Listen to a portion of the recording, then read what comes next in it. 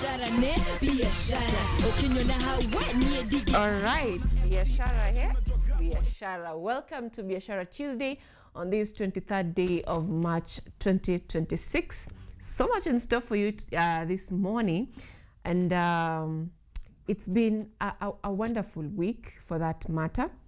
A week full of ups and downs, a week full of shocks and businesses and all that.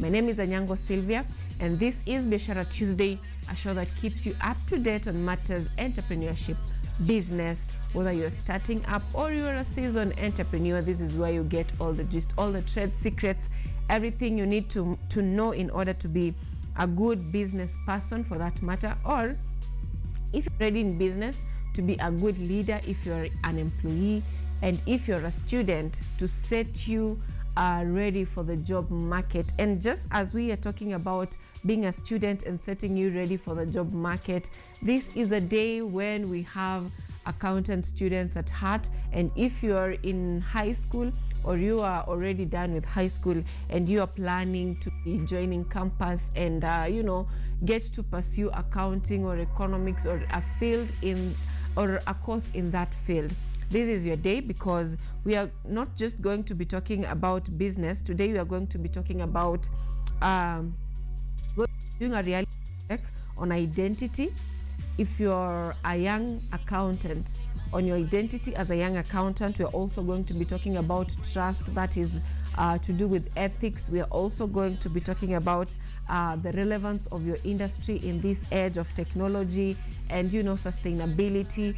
What are the relevant things that you need to know? And of course, we'll also be having a student in the house who will be helping us understand. We'll be having an expert and a student who will be helping us get the difference, the mismatch. Most of the time we are talking about what you learn in school is not what you get in the job market. And the HRs also are always complaining that these students, they come here and we have to do train them again. What they learn in school is not what is in the job market. So today we are going to be bridging that gap. You'll get to know what is needed for you to get to the job market. And this day specifically is for those who are in accounts or those who are planning to be joining accounts. So it's a special day for you.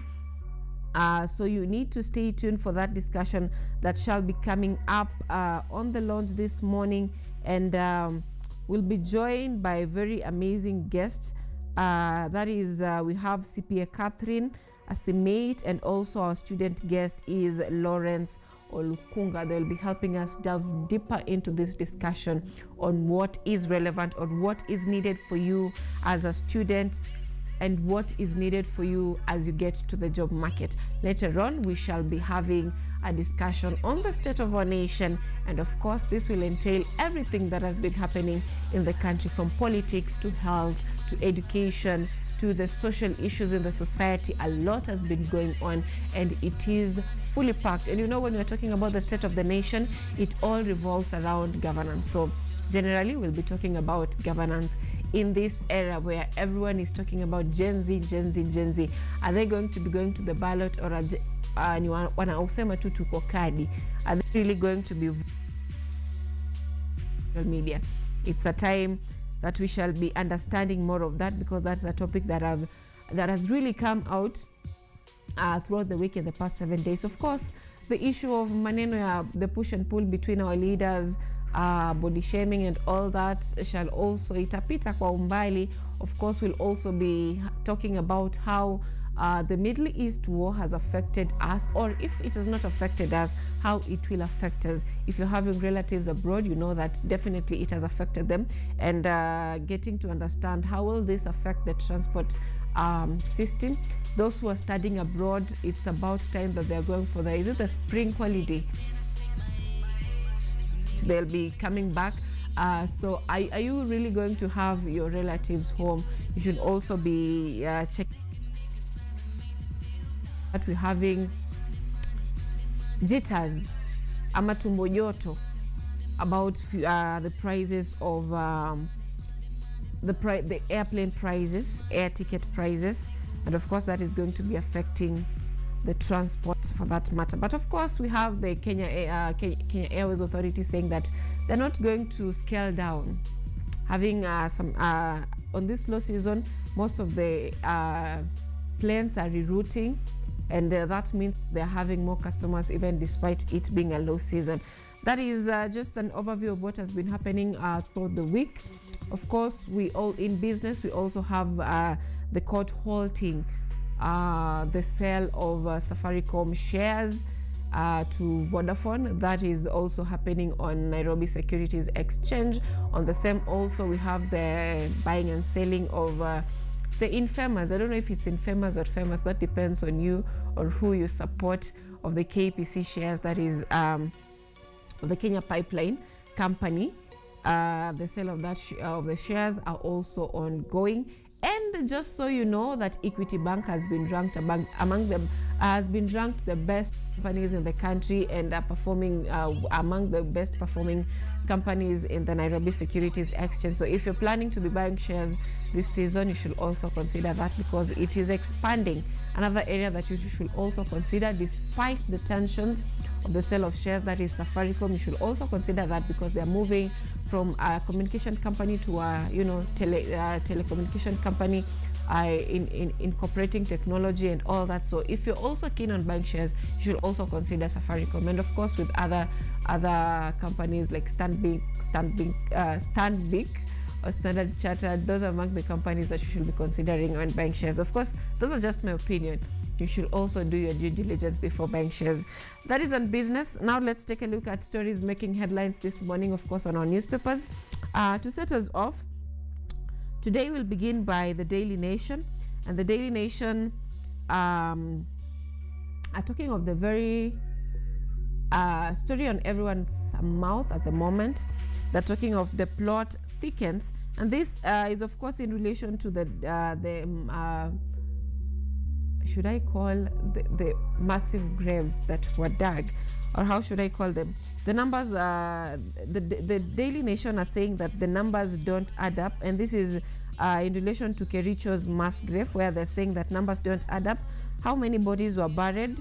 That question is yet to be answered. Is it 12, 13, or 14? Why the conflicting figures? They're also asking of the legal doubts. And they're saying that are the court's orders permitting the burials genuine? DCI says this is not clear yet. On secrecy, they're saying, why were Kericho County officials and managers of the cemetery kept in the dark? That's also a question that is yet to be answered. Another question is on the grave suspicions, where they're saying, do the mutilated remains and inconsistencies point to something more sinister?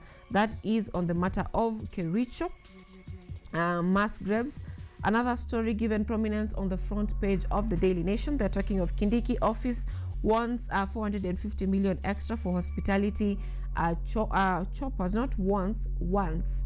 So despite all the talks of living within our means, the office still needs cash, and they're saying the office of the Deputy President Kithure Kindiki has requested MPs to approve an additional 450 million for hospitality and hiring helicopters until the end of the financial year on June 30th, according to budget documents before Parliament.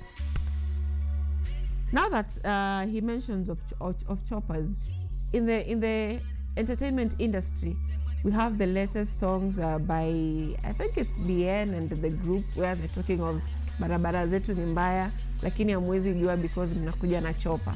I think this is something that is fasihi, kioo cha jamii, something that is happening at the moment. That is on politics. And of course, just that I've mentioned Kindiki, you should also note that in business, Kenya has already dispatched its consignment to China to allow duty-free exports to China.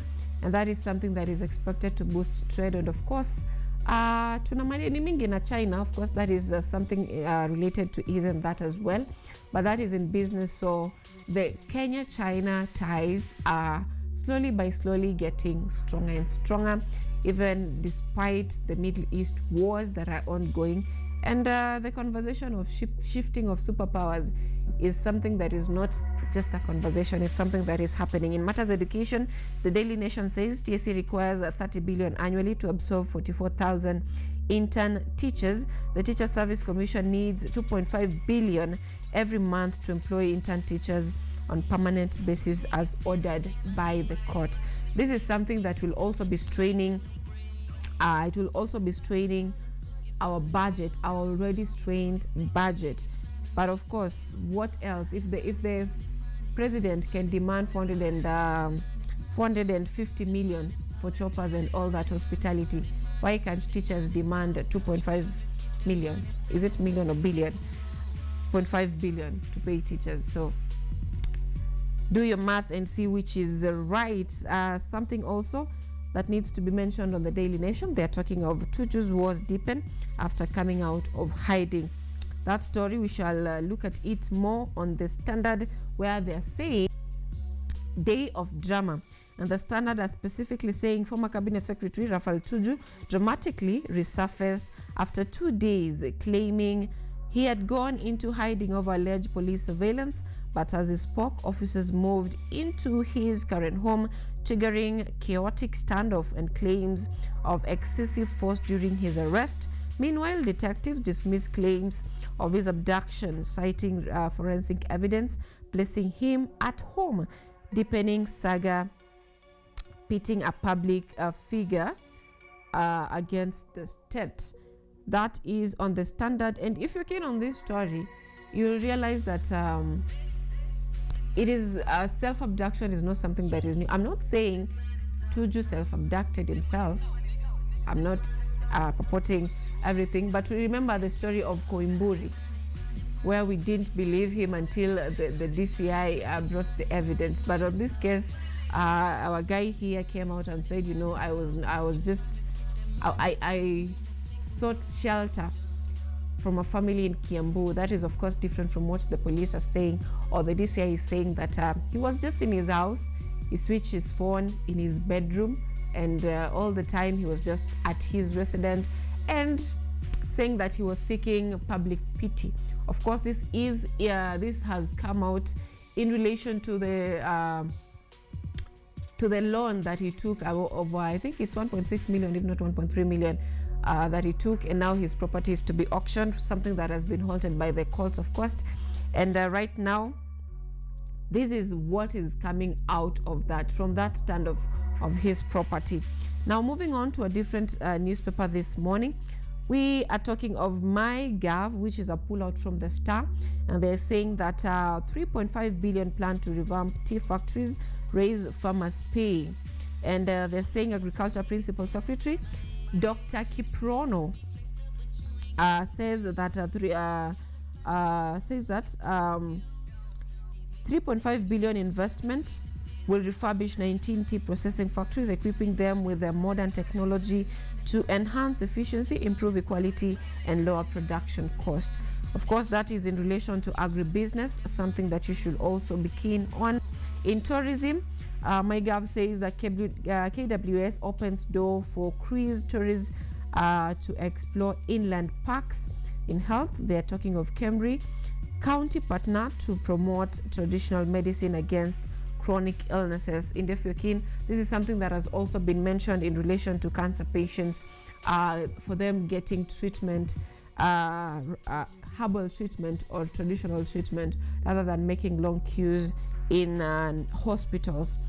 Moving on to Taifa Leo this morning, still talking of the Tuju story, wanazungumzia mashaka zaidi Tuju akipatikana. Wanasema kwamba masaibu ya Tuju yaliongezeka jana baada ya kutoka mafichoni alikokimbilia alipohisi maisha yake yako hatarini. Hiyo ni gazeti la Taifa Leo. Taarifa nyingine ni kwamba dalili vita vya Iran vitaisha hivi karibuni. Taarifa nyingine ni kwamba Wanga afichua jinsi ODM na UDA zitashirikiana, na hii ni this is in relation to the 2027 presidential talks, that is the re-election of President William Ruto. Another story on Taifa Leo, they're talking of maswali nyeti kuhusu kaburi la halaiki, that is in relation to what happened in Kericho. Moving on to a different newspaper, that is Taifa Leo. They're talking of flying blind inside JKA's broken system and traffic chaos. That is on People Daily. You can also read more on that on the People Daily. The Star, they're talking of rural counties defeat giants in own revenue collection. That is on the Star. They have given different counties on their revenue collection, and this is, of course, the leading county is Nairobi because it's the capital. Other counties mentioned, the western part is Kakamega, Rift Valley, Narok is leading. The central part of the country, Kiambu is leading. Nyanza part of the country, Kisii is leading. Coast, Mombasa is leading, of course. That is on the counties that are leading in revenue collections this financial year. That is the story given prominence on the Star. On different newspapers, Business Daily, they're talking of Cocoa Network collapse deals, 6.4 billion blow to its UK parent. That is, of course, in relation to the failure of its subsidiary in Kenya after the government, this is allegations, that the government denied them access to sell their carbon credits in Kenya. That is, of course, on the headlines that we're having this morning in our nation. Let's take a break, and when we come back, we'll take a look at what is happening on the roads and, of course, the weather situation in different parts of the country. And, of course, that's also in relation to what the Kenya Met Department is giving us on their updates.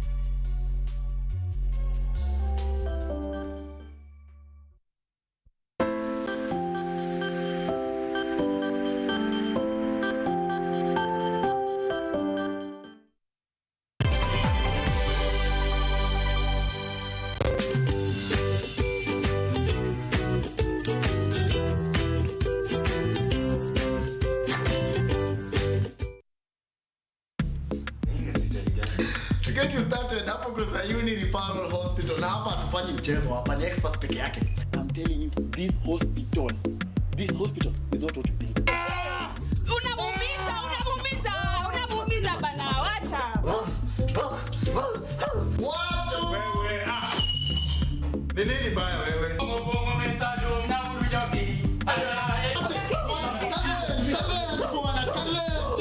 Our people united shall never be defeated.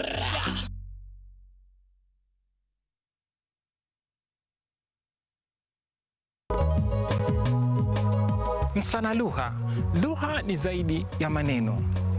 Ndio maana sisi Waswahili kila siku tunaitumia kazini, mitaani, kwenye mapenzi na katika jamii. Jiunge nami Padironga kila Jumapili katika Mawimbi ya Lugha, tukichambua Kiswahili kwa undani, maana yake, mabadiliko yake na nafasi yake katika maisha yetu. Kutoka utambulisho, mapenzi hadi mustakabali wa lugha yetu. Mawimbi ya Lugha kila Jumapili, usikose saa 2.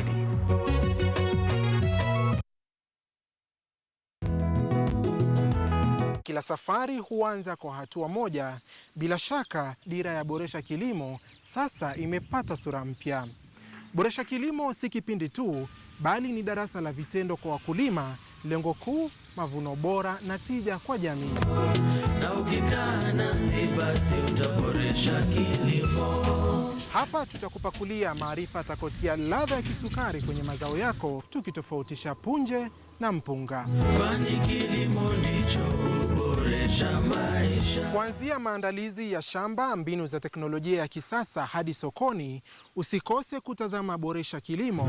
Ukitaka kujua haya usipime kipimo.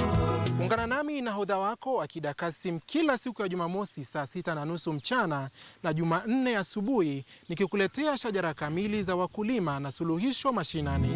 Kilimo ni nguzo kubwa kwa ujenzi wa taifa, kwani kilimo ndicho huboresha maisha. Kumbuka, ukipanda pantosha utavuna pankwisha.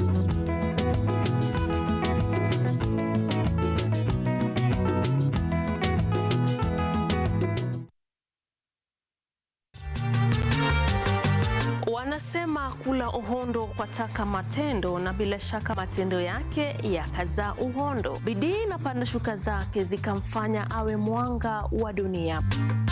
Hii nayo ndio tunaita formalin. Hii ndio tunatumia kwa kuhifadhi mwili. Fahamu mwanamke huyu kwa utendeti zaidi ukitazama kipindi cha Mwanamke Mwake Mwake.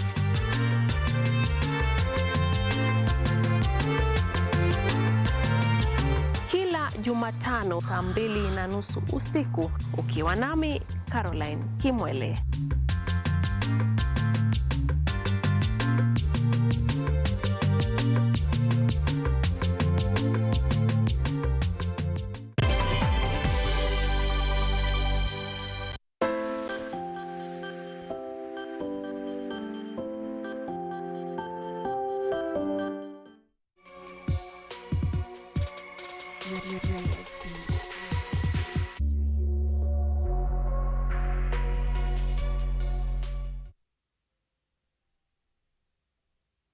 As co-chair in inclusive and sustainable physical education and sports for community development, I sincerely thank you, our Vice Chancellor, for this appointment. I know it was recommended from UNESCO headquarters. Thank you for honoring this request by UNESCO headquarters, appointing me together with your management.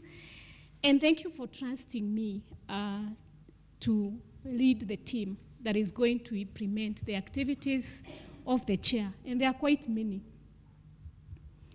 This achievement, I would say, Chief Guest, it's not mine alone.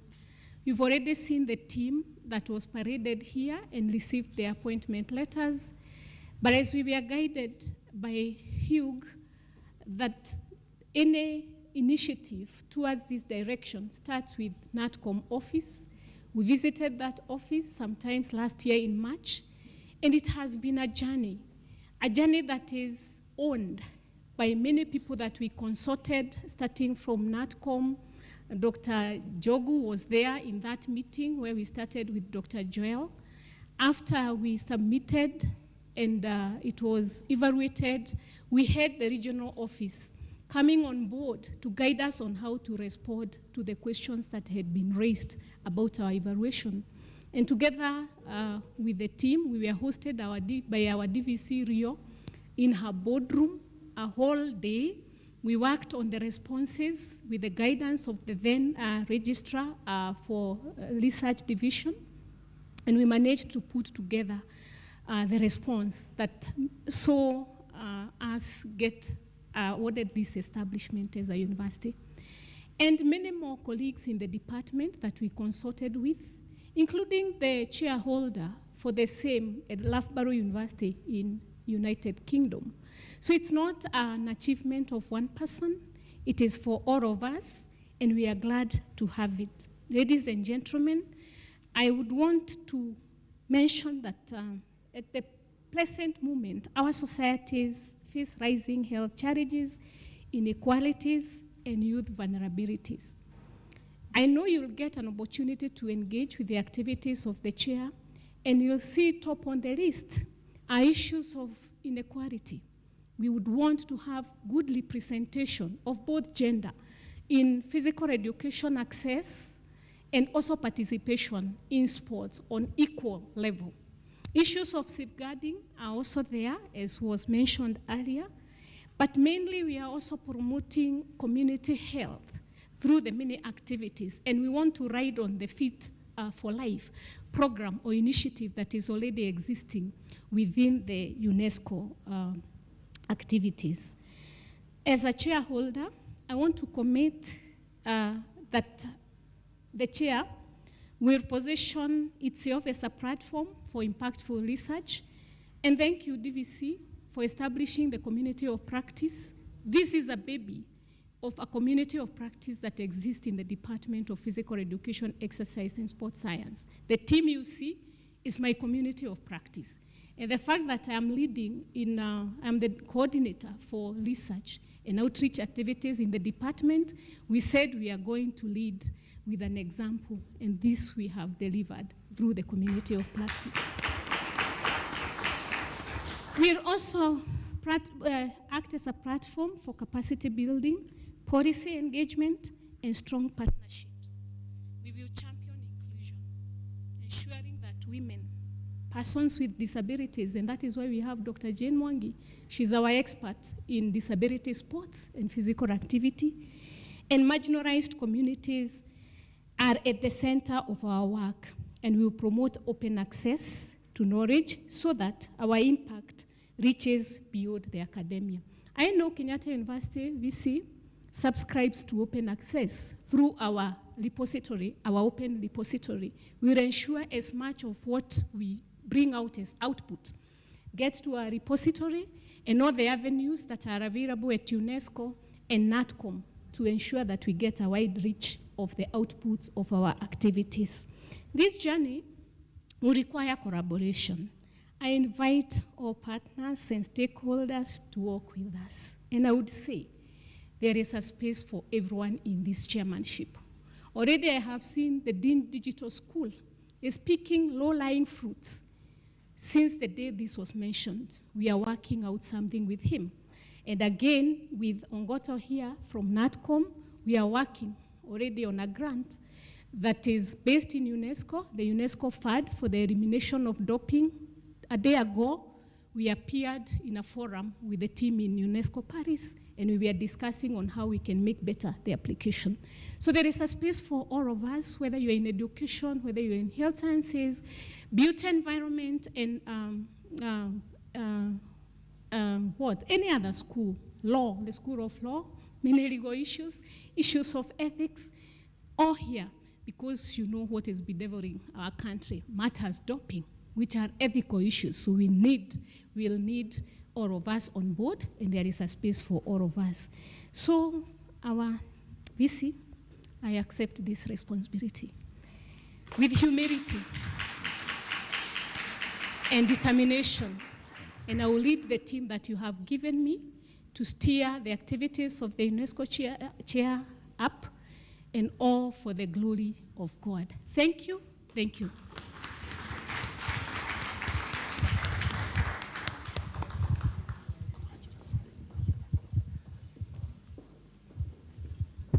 So Dr. Jen Kamau and our team, congratulations once more.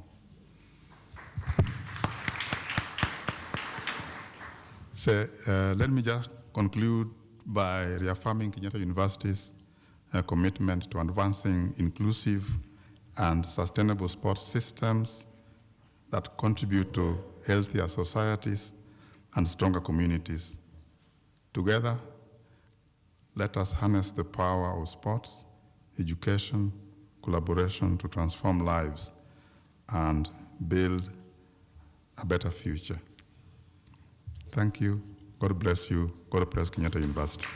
If you've heard of KU90, we were here and left in, graduated in 1990, first degree, physical education, proud to be an alumni of this university. And proud to be talking in front of people who resonate with sports, who love sports in whatever way, even if you're just a spectator. That is also what support we are seeking from all of you. As I give this speech, I want to just say that I am happy to be here. So ladies and gentlemen, the Vice Chancellor, Kenyatta University, Professor Okumu, I want to just read the speech of my CEO, and here and there I'll put my own comments as Lydia Musheru, because I am very passionate about what we are doing today. So the Vice Chancellor, Kenyatta University, distinguished guests, partners, they have all been mentioned here. You have heard the partners who are here with us. Dr. Julia named them all, and I'm glad that this is high-powered, the partners who have come, and all collaborators, ladies and gentlemen. Hamjambo.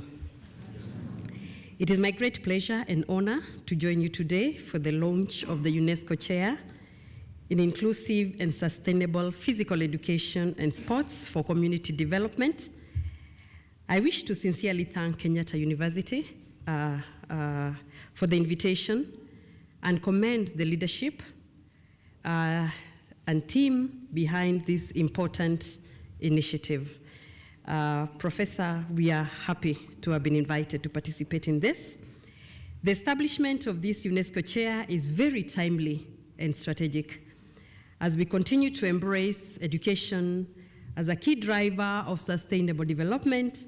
It is increasingly clear that physical education and sports are not just co-curricular activity, but powerful tools for promoting health, inclusion, life skills, and social cohesion. I know for very long we have been treating, even our schools, our education system treats physical education as a co-curricular.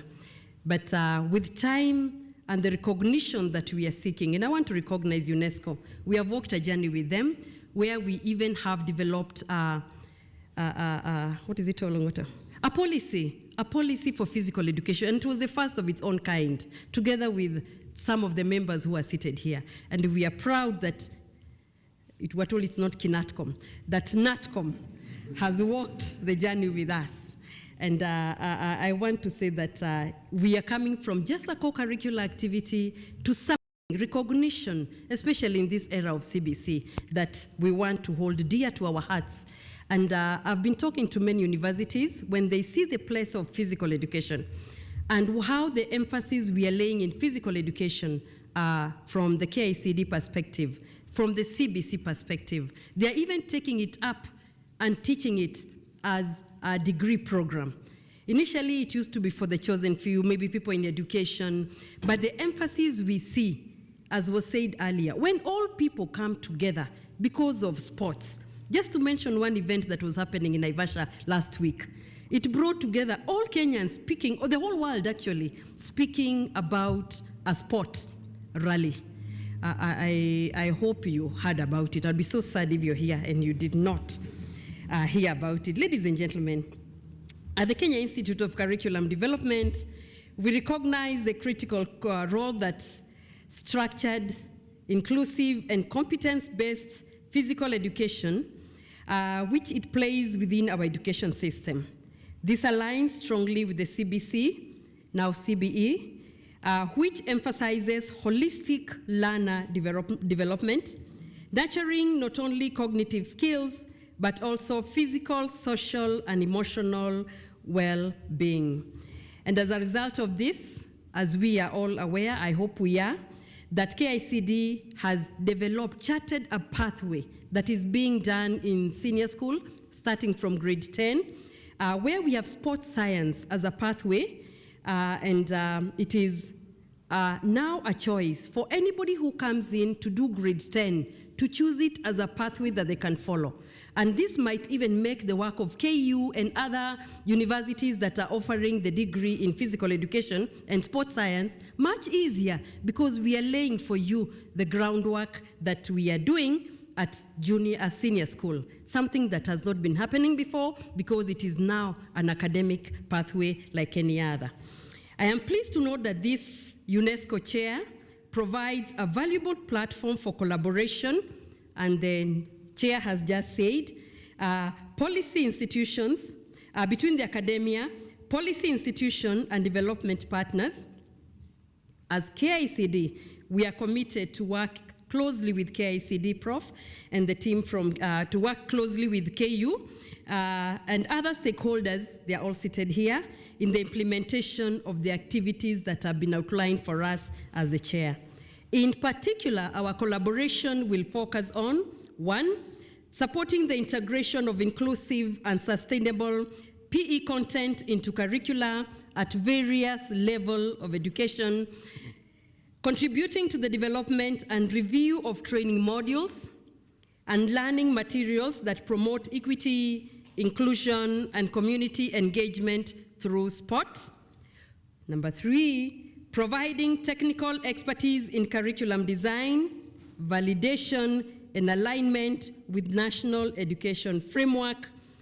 And while at it, on that third point, I am proud to say that I can see several panelists seated here who we have developed the CBC curriculum together, both in physical education, right from down there, right from where we began to where we are now at heading to grade 12.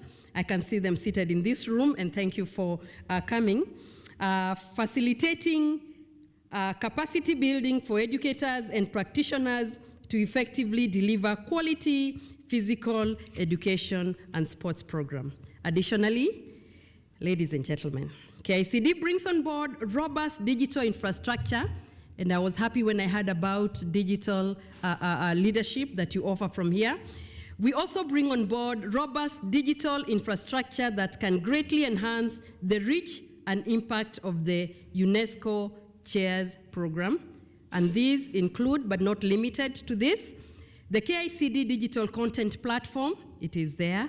It hosts a wide range of curriculum support materials accessible to learners and teachers. The Kenya Education Cloud,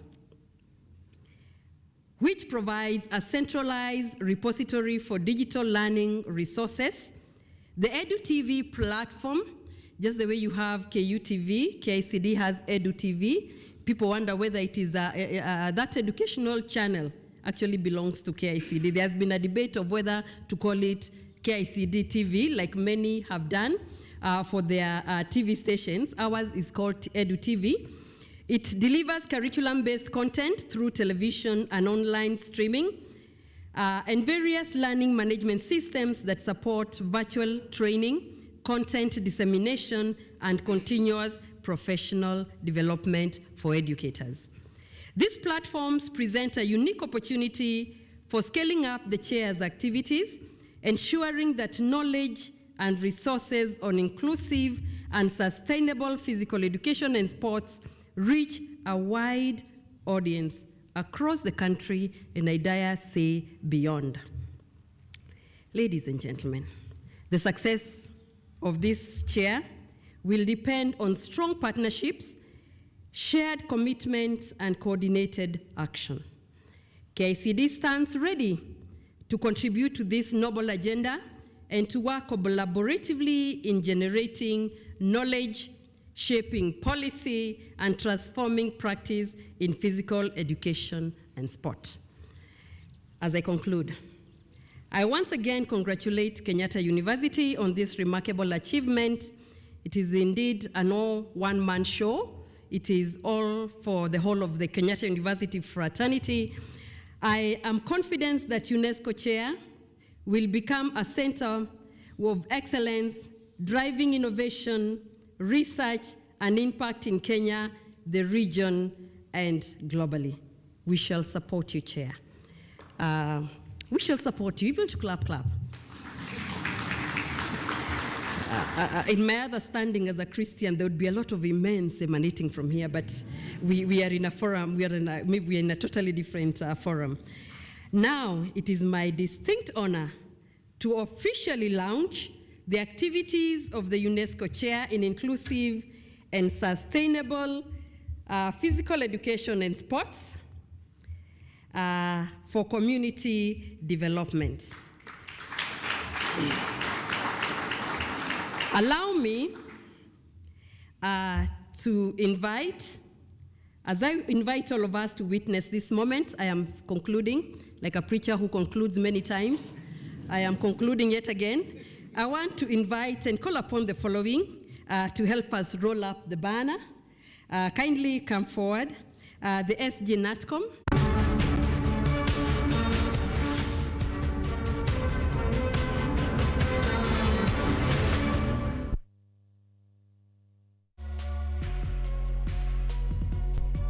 Welcome back.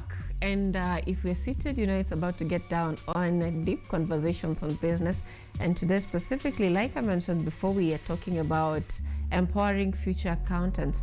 This is a discussion that mainly focuses on young professionals, whether it's in campus or they just concluded their studies, or those who are in high school and are planning to be joining the industry or the field and are planning to be pursuing accountant courses in campus. This is a show for you, what you need to know.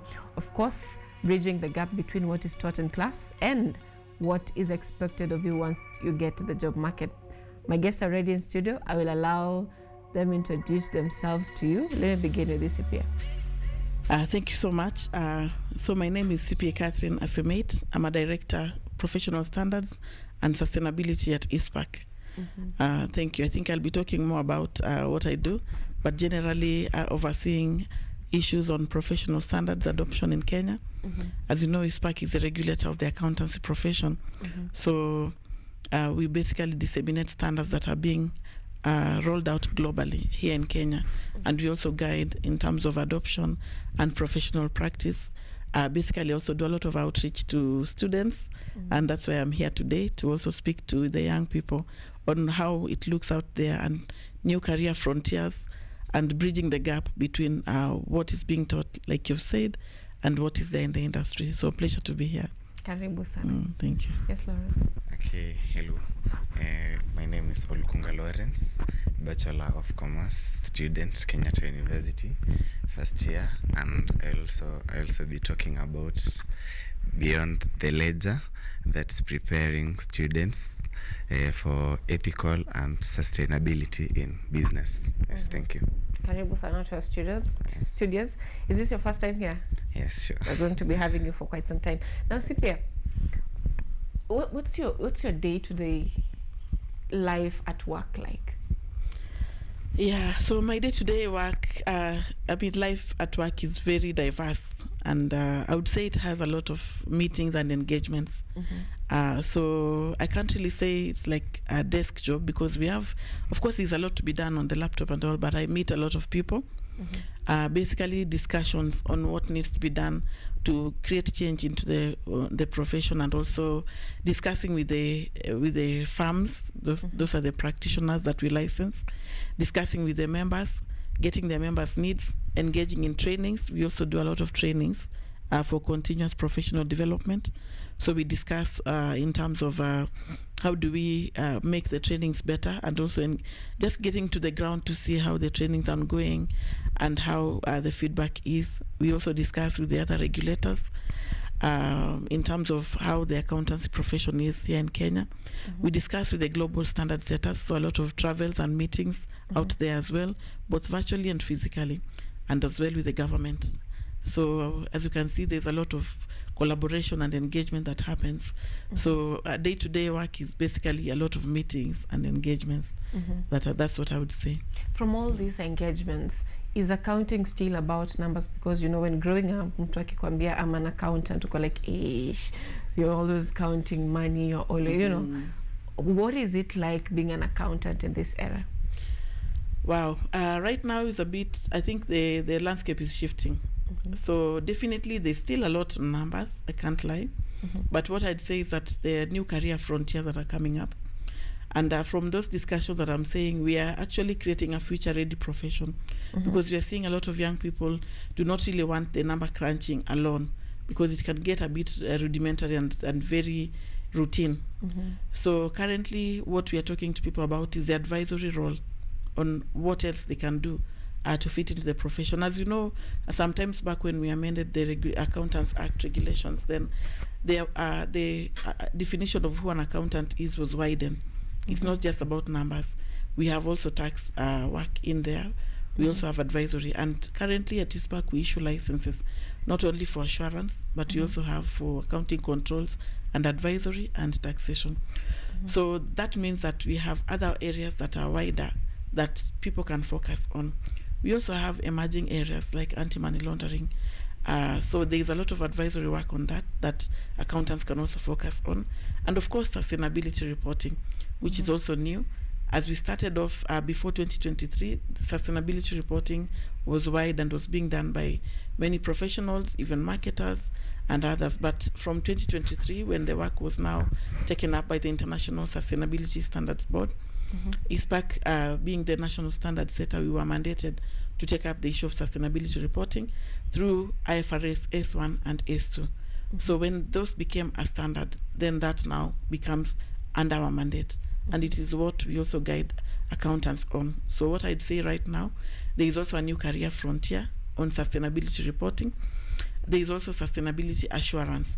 Basically impact, what used to be called impact assessment. Right now, just checking against, if you say, for example, you planted 1,000 trees, how do you verify that? Because you'd put that in a report, and if you have not done it, that's what we call greenwashing. So somebody needs to verify that you actually did that. checking the data and even verifying probably on the ground. That's what we call now sustainability assurance. It's a new frontier that has now come up. So among other areas, that's what I would say that from the discussions, that's what we are seeing as new areas of within the profession. Of course, I'll be talking again more about technology, because over and above what accountants were doing in the past, there's a lot to be done on numbers, but employing technology as well. So there's a very good outlook in terms of what the young people can focus on. All right, now Lawrence, from where you sit, I know you've not gone deeper into you know, your coursework, but from where you sit, is this what is taught in class, or it's still what was historically taught in campus, or what you thought was taught in campus? Sure, I think it's taught in campus. Many of the areas are outlined in the coursework through the theoretical knowledge, but to maybe get more of what accounting to get more of what accounting entails, I think an individual also needs real world exposure. That's through maybe internship or engagement through the corporates, so that yes, you can get to understand more of the practical skills and combine it with the theoretical knowledge for you to get more insights about the accounting. Yes. Yes. All right, now Sylvia, do you find a gap between what is taught in class and what is actually in the job market? If yes, what is that? Yeah, I would say there's a gap between what is taught in class, but I think the gap is bridging. But I would say there's still a gap in terms of the syllabus and the curriculum, and also the pace of revision of that, because the emerging trends are coming up at a very fast pace. But sometimes in the curriculum we find that it takes a bit long for that to be revised and for new emerging areas to be added. What I've just mentioned right now about IFRS S1 and S2 on sustainability reporting, that's an example. I don't think that has been incorporated yet in the school's curriculum. So that's part of the outreach you're doing, that whenever new things come up, then they need to be incorporated so that the students are aware of that. Because what we find is that when they leave school, they come out there, they find these new things are there, then they have to keep themselves abreast. So what needs to be done basically is the pace of adoption, even in the schools, need to be higher, and also more outreach from standard setters like ourselves and other bodies to reach out to schools to ensure that we work in tandem. But what I'd say to a young person is keep yourself abreast. You don't have to wait for curriculum or training in school. Just keep yourself abreast. There's technology. You're always on social media. It's good for young people to always know what's out there so that they don't wait for what has been taught in class. You can always create a mix of what is in class versus what is available. Those people who went to school before the 90s, when they're talking to the young people, they're always saying, you know, you guys are very advantaged. You can literally learn anything online for free. And that is something that probably has not been seen in the past years. Now, Lawrence, from where you sit, do you think that the current curriculum is preparing you for the real job market? Yes. The current curriculum is, I think it's preparing us for the real job market. But then again, I'll reiterate on what I've said earlier. Yes, the curriculum is preparing us for the job market. But apart from the from the theoretical knowledge the curriculum offers, there are more of other things that an individual or a student will get to know more about it from the world exposure, like from practicing or acquiring some practical skills. And like an individual will get to know more about when he interacts, maybe if he or she is a student, through the engagement in corporate visits, to get to know how the corporate deals, how they handle the activities. You know, that's not a student will not be able to know that from school. Now I think to get the real world exposure, maybe he or she can engage in internships or through their corporate engagements to combine with what the curriculum is offering. But yes, the curriculum is offering what is required. Yes. We are talking of a generation that is really entitled. Yes. The Gen Zs are very entitled, and they feel like, I deserve it even though I don't have to work for it. And what's the mindset like in terms of acquiring these skills? Because previously, you'll have someone finish their Form 4, wameenda NYS, wamepiga NYS, wakimaliza hapo, they are going to campus. In campus, they are working while going to do the classes. They're also supporting their families back at home. So you see this person grows with a sense of responsibility of, I need to get better, I need to, climb this career ladder. But we are talking of a generation who, mental health, my mental health, I cannot do that. Wanatuma, what is this letter called? Resignation letters na Uber after they have gone for lunch. So what's the mindset like in terms of getting themselves to learn more than expecting the university to do everything for themselves?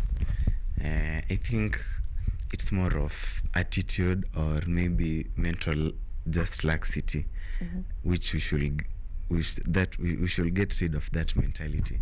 I think as young students we should always stay curious, adaptable to anything, and we should yearn to whatever we want to achieve, right?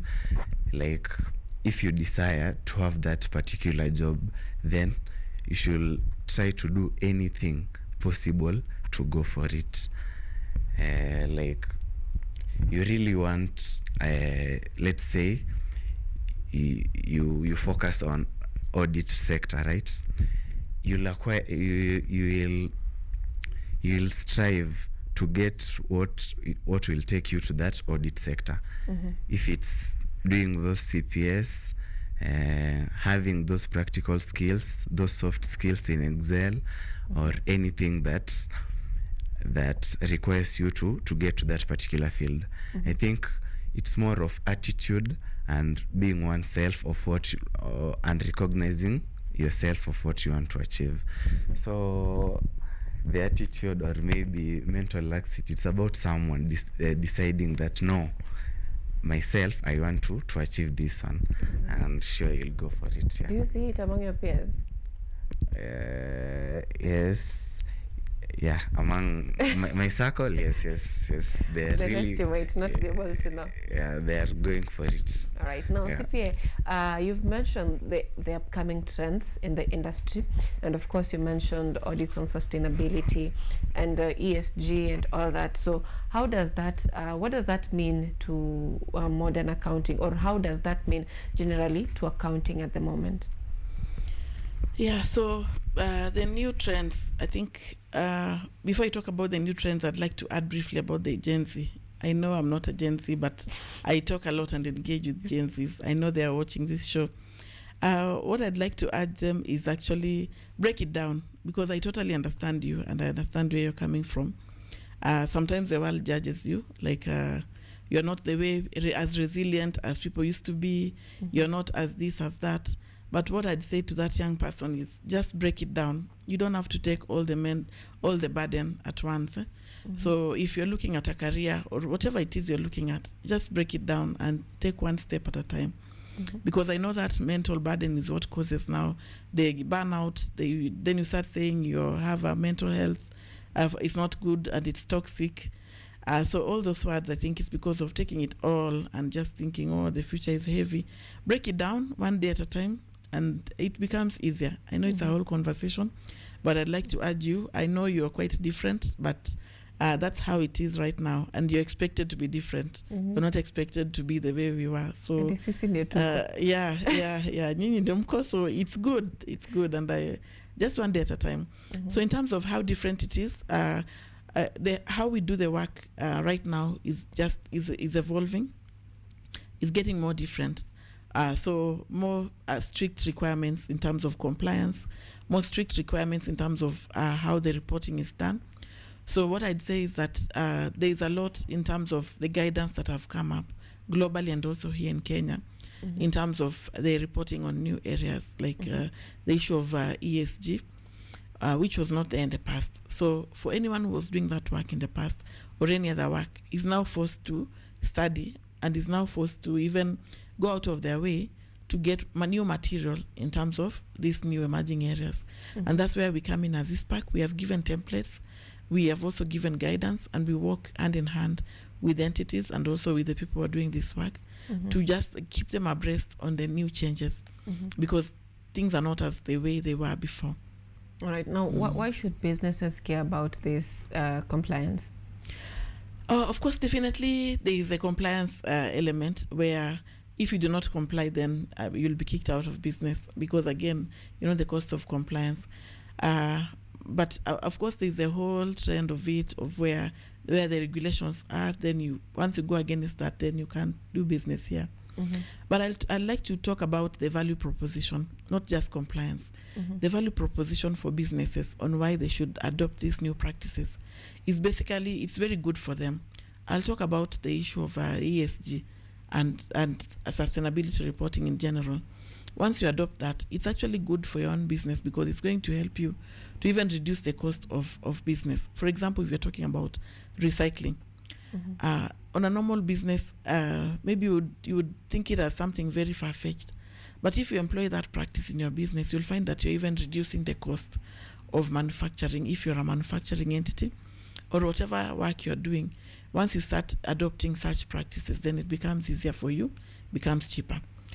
It's good for business because the business leaders are forced to sit down and interrogate themselves on the issue of strategy, because the key principles include you developing a strategy, risks, getting to know your risks and opportunities, metrics and targets, for example, is also one of the principles where you'll be forced to measure and have key parameters to measure and say, this is our target and this is where we are. So those are some of the ones that I would say that you'd now be forced as a business leader to sit down, develop your strategy, because if it's something you may not have done before, these new principles are coming in to help you to stop and reflect, and it will help you also to, in turn, grow your business from where you are to the next level.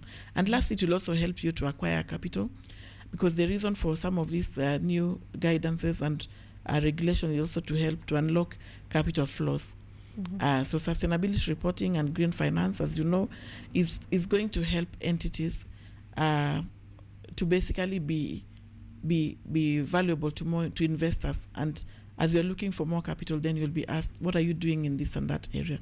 So if you're able to demonstrate that entity A versus entity B, then entity A will be able to unlock capital flows more than entity B. So opening you up to new frontiers in business. And of course, to our viewers, maybe you're wondering, what are we talking about on ESG? We're basically talking of the environment, the social aspect, and of course governance. And just in that relationship here, before I get to Lawrence, how do you get to identify untrue reporting on this compliance? Because definitely this has to be audited before it's presented to investors. How do you get to identify that? Yeah, so that's now the principles of audit. That's what I've actually talked about, sustainability assurance. And I'll talk about even the normal audit. That's why entities, when they have done their reporting, then that information needs to be audited by a licensed practitioner. So it's one of the initiatives that we had actually. I was speaking to a few colleagues of yours today morning, mentioning to them about what we launched last week as ISPAC, the unique document identification number. So it's going to basically help curb the issue of quacks. Once you do your report, that's why it needs to be audited. So the whole process of audit then will be able to determine whether what you have included therein is actually legit. That is where also sustainability assurance comes in. There are standards that have been put out to guide the auditors that if you're going to check this and that, then this is how you're going to carry out that work. And if you have done any fictitious kind of reporting, then it's going to be unearthed. So you find that most of the time people would not want a licensed practitioner because they may want to hide one or two things. That's why they would go to someone who's not licensed, the quack that I've spoken about, to a cyber cafe, to anyone else, to do for them the audit and also to prepare the financial statements, what people call bookkeeping.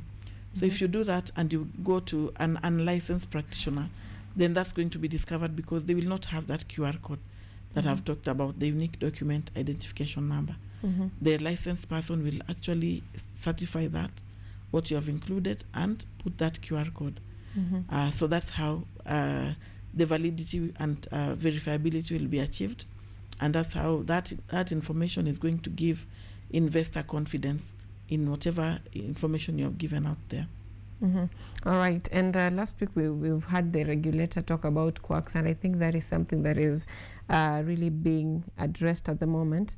Let's shift to the ethics part of it, because as we're talking of quacks, definitely we definitely have to talk about ethics. How relevant is it to you as a student? And of course, is this coming out in your studies? Yes, sure. Mostly about ethics. I think I'll talk more about integrity. From our studies and through the engagement in corporate visits, I've learned that integrity is non-negotiable in the accounting sector.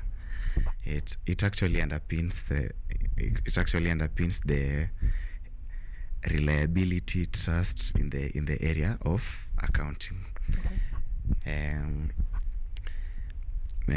Integrity, maybe to an illustration, I remember in a case of Volkswagen, it installed a software to cheat on emission tests, to convince that the cars were not emitting harmful gases to the environment, right? Then at the end it was discovered, and it ended up paying so many fines that could have been evaded if they could uphold integrity in their work. Also in the case of Enron, they used loopholes in accounting to evade massive debts, but later it was discovered that they had hidden massive debts. At the end also they were fined. And also Wirecard, they claimed that they had 1.9 billion in cash, but then later the auditors found out that they had not, the money was not there. You see, they ended up being fined for not upholding integrity in their work. So I think ethics are core in accounting. They are really necessary. And maybe to a reiteration of what CPR said, the UDIN, the unique document identification number, which is put to ensure that there's traceability in that they're putting in a unique number to every document to ensure that a particular thing signed is done by a licensed accountant. So I think the unique document identification number will help uphold ethics in areas of business, so that there are no cases of forgery, and ethics are being to ensure business are observing ethics in their business. Yes, thank you. Now let me come to you, see about what is really relevant to professionals in the industry. To answer that, someone has gone through campus studies, come out with distinction, and then as you are hiring or as you're doing your onboarding of this person to your space or to the industry, or giving the license, you discover that probably kuna issues na maneno ya morals and ethics that are coming in. Which is more important at this point? Is it the soft skills that this person has, or the qualification that they have from performing well in class or in their studies? Wow, that's a good question. I think generally, as I'm seeing nowadays, and from the processes I've been involved in, you hire for attitude and ethics. So I would say the soft skills would even take you where the hard skills may not, because you find there are more people who have done the hard skills and courses and all that. But ethical people are becoming fewer, and people with a good attitude. So normally, if you don't have that, then it may even disadvantage you. You'd rather hire someone who doesn't have all the qualifications, but they are going to acquire. But they have a good attitude, they're teachable, and they have moral principles. That person will even be of more value to the organization than that who has done all the papers, but with a poor attitude and also unteachable and not ethical. So I would say nowadays things are changing. It's not just about the papers only. One needs to make sure that they have all that it takes, including the soft skills. And I've seen that a lot, especially with people who are in the hiring space, where they're saying that skills are teachable. Yeah. In fact, they say that a large number of people who come to the species from campus, they know nothing about what they're doing at work, and what really matters is the soft skills. Do you share the same sentiments? Yes, pardon, please. Do you share the same sentiments of the soft skills matter more than what is really taught in class? Yeah, sure. Yes. How does that affect you, knowing that what you're learning in class may not even be relevant when you're getting hired? Okay, actually, that motivates us to even work on what is required. Now, knowing that we don't really believe that what we learn in class is that irrelevant. Actually, it's a foundation of what it gives us a basis of what will be required in the working sector. But the soft skills make us more marketable, right? So we'll strive to get what is offered in class, right? But we'll also go for the soft skills in order to be marketable in the corporate sector or in the working environment. I love that you say that is the foundation. That is brilliant. Now, let me come back to you. Also mentioned something on technology, and how does AI and technology currently being implemented or being adopted in the industry? Yeah, the adoption phase is actually quite high, and I would say in all the spheres of work, there is a lot of adoption of technology. Right now, I think in all companies you must find a system, whichever way. So most of the entities have adopted technology, and it is actually good that, as we were talking about the issue of syllabus, then that also needs to be incorporated, because you find that what sometimes we are learning in school have not yet incorporated technology. So that needs to be incorporated. What I'll say is that is also a new career frontier for young people to make sure that they have what it takes. They have the skills of data analytics, which is very critical right now, because as opposed to the analytical work that was being done in the past, where analysis was separated from maybe, say, if I'm talking about accountancy work is separate, that analytics was being done by a separate team, where you'd have to extract and give them to analyze and give you the results. Right now, all that is being done by one person and by one technology, for example, the click of a button. So what someone needs to do then is to ensure that they position themselves to be an advisor, a value-added advisor, and to be able to get to know how that analysis could be done so that you can advise the entity. That's how then you'll not be wiped out as a professional. Otherwise, a lot of the work that was being done manually has now been automated. So I would say that the work is still there, but it is shifting from now number crunching only to also now being a trusted advisor. Just like it has always been said that AI is not replacing workforce, it's replacing those who are adamant. Yes, exactly. Now, what other opportunities are there in the field for young professionals, young accountant professionals? Yes, so I've spoken about the issue of sustainability reporting. I've spoken about sustainability assurance. Data analytics is very key. There's a lot of implementation of systems. So I think business analysts as well is also there, where you are required to actually know what the day-to-day work on what should be done end-to-end in terms of a process for you to advise even whoever is going to develop that system. So acting as a bridge from what from maybe the manual work, acting as a bridge to advice on the system development. That is also work that is there. I've talked about anti-money laundering, where you've seen people talk about wash. Yeah, basically the laundering of money, where there's a lot that has been happening, and Kenya is on the grey list. So that is also work that is there for professionals, where you're able to advise entities on how to develop policies that curb against money laundering in the country, and also for the entity itself. That is a new career frontier that has come up that professionals can look into.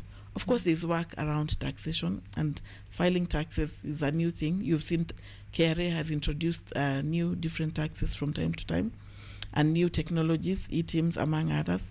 So being someone who's widely read and you keep yourself abreast, then there's a lot of work that is to be done, not just for you to be employed, but also for you to even employ yourself. We should not be crying about unemployment.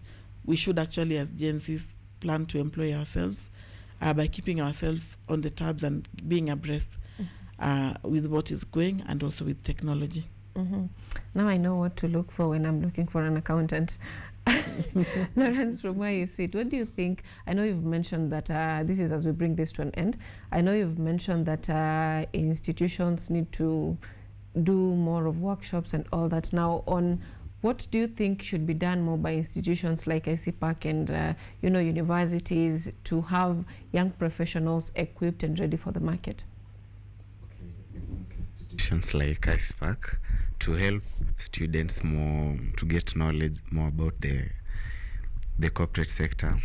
It should maybe organize more of the mentorship programs where the mentors will get to interact with the mentees, giving them more insights about what the corporate sector needs or the working environment, to share more about what is required to be in the corporate sector. Then maybe it should offer some training activities. She has mentioned the tax training. Yeah, maybe training activities like for the tax training, and also Excel, which is fundamental in accounting matters. So I think the institutions like ICPAC should majorly offer mentorship to the students, tax training, like training activities, so that students can also be ready and equipped to know what the corporate sector needs and what is required for them before they join the job market. Yes. All right. Now, finally, what advice would you give to your fellow students as they strive to stand out in this era? Oh, actually, I'll tell my fellow students to go beyond the classroom, gain those technical and soft skills, stay curious, adaptable, and above all, uphold integrity as their core in their area. Like, they should uphold integrity in whatever they do. Yes. Right now, Sylvia, as we bring this to an end, before that final question, what is the mistake that most people, from the audits reports that you go through, what is the common mistake that most businesses make? Reporting, basically putting in information that is not verifiable, I would say. And that's what now auditors basically have to go in and verify and correct. So maybe in simple terms, putting in information that is not correct, not verifiable, so that when they're asked, then there's a lot of back and forth. Provide this evidence. I would say everything has to be evidence-based. So collect a lot of information as you can as an entity. Have your record straight. Have a system that can help you so that it becomes easier when you're coming now to the audit phase. I think that's the information that's the mistake that they make. All right. Now, finally, any advice you'd give to a young person or your younger self to get themselves ready and stand out in the industry? Wow, I would say what I've always said to the young people, I would say differentiate yourself. First, do all that it takes in what you're doing right now to be the best that you can. But even at that, differentiate yourself. make sure you have a value proposition on what new thing can you take up, or what different thing do you have. So get these additional trainings or courses that you can do even on your own online, that could actually give you an advantage above any other person that is next to you that would be going for that interview, or any other person that would be opening that enterprise if you're opening a small business as a young person. So try to differentiate yourself by having an added advantage that you can easily acquire without spending a lot of money. That's what I would say. But be curious, be adaptable, and take one day at a time. Thank you so much for making time for us this morning. That has been a great discussion, especially for the young professionals who have been watching us. I hope you're one step ahead. You'll count yourself to have learned something today. That has been a discussion on empowering young accountant professionals. And of course, we're joined by CPA Catherine Asimit from Kenyatta University, that is Lawrence Olukunga, joining us right here in studio. I hope to see you once again some other time right here in our studios, but right now we are taking a break, and we will be back with of course news updates and more on the state of our nation. Stay tuned for that.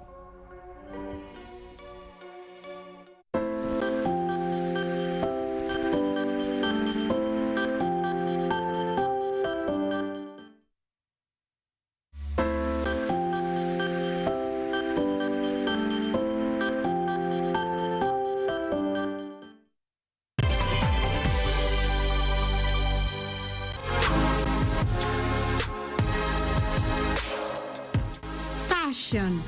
It's more than just clothes. It's a statement, a feeling.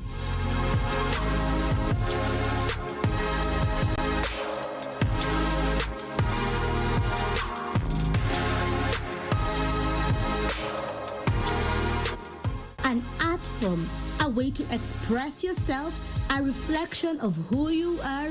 It's Fashion Diaries.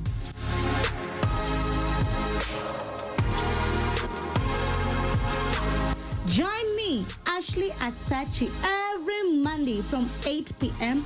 as we bring you Kenya's latest trends, emerging fashion designers,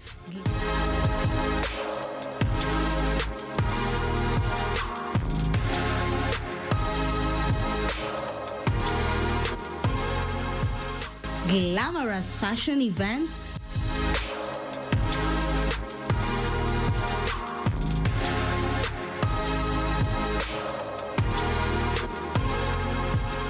runway shows, red carpet events, and so much more. Fashion Diaries, unleashing your inner fashionista.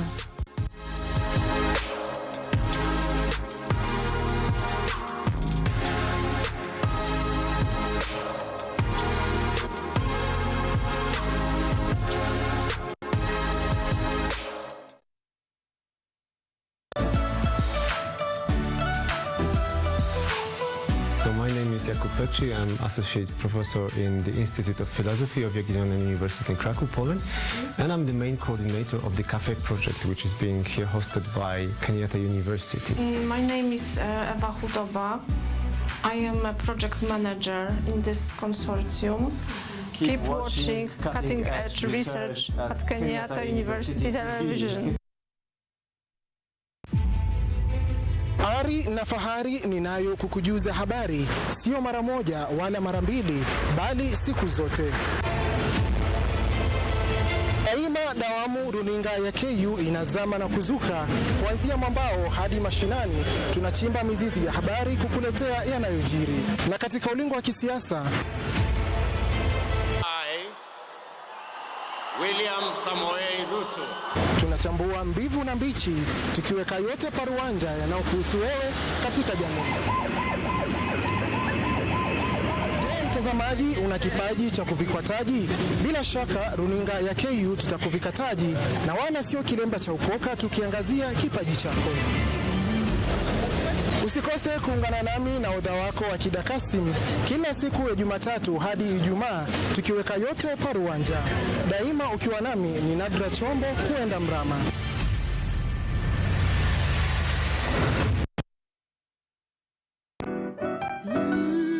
Miti miti, panda panda, miti miti. Our planet's future is in our hands. However, there is a threat to the brightness of this tomorrow. On EarthCheck, we share the challenges, the solutions, and the hope.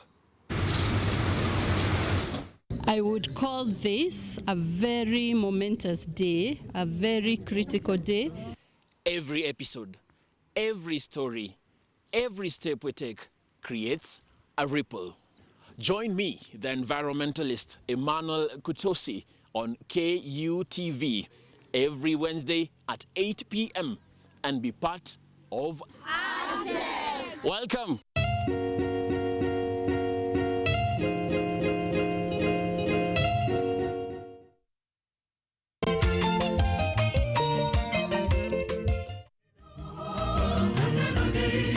Kaka mtazamaji, popote ulipo unapokuwa ukitazama Safina Show inang'oa nanga sasa hivi. Ungana nami Albanas Mwania, nahodha wa Safina Show, nikutoe ng'ambo ya pili hadi ufuoni. Safina Show, sauti ya matumaini.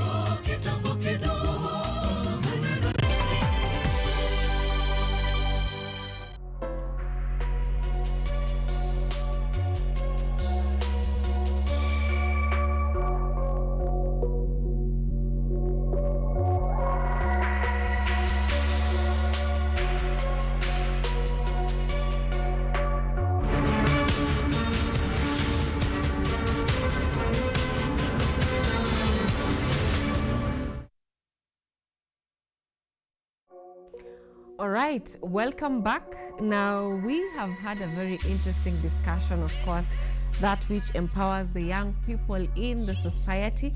And right now, I want us to take a look at what is happening, of course, in the country for the last 24 hours, what has been shaping our news. And this is on the news update that we shall be having.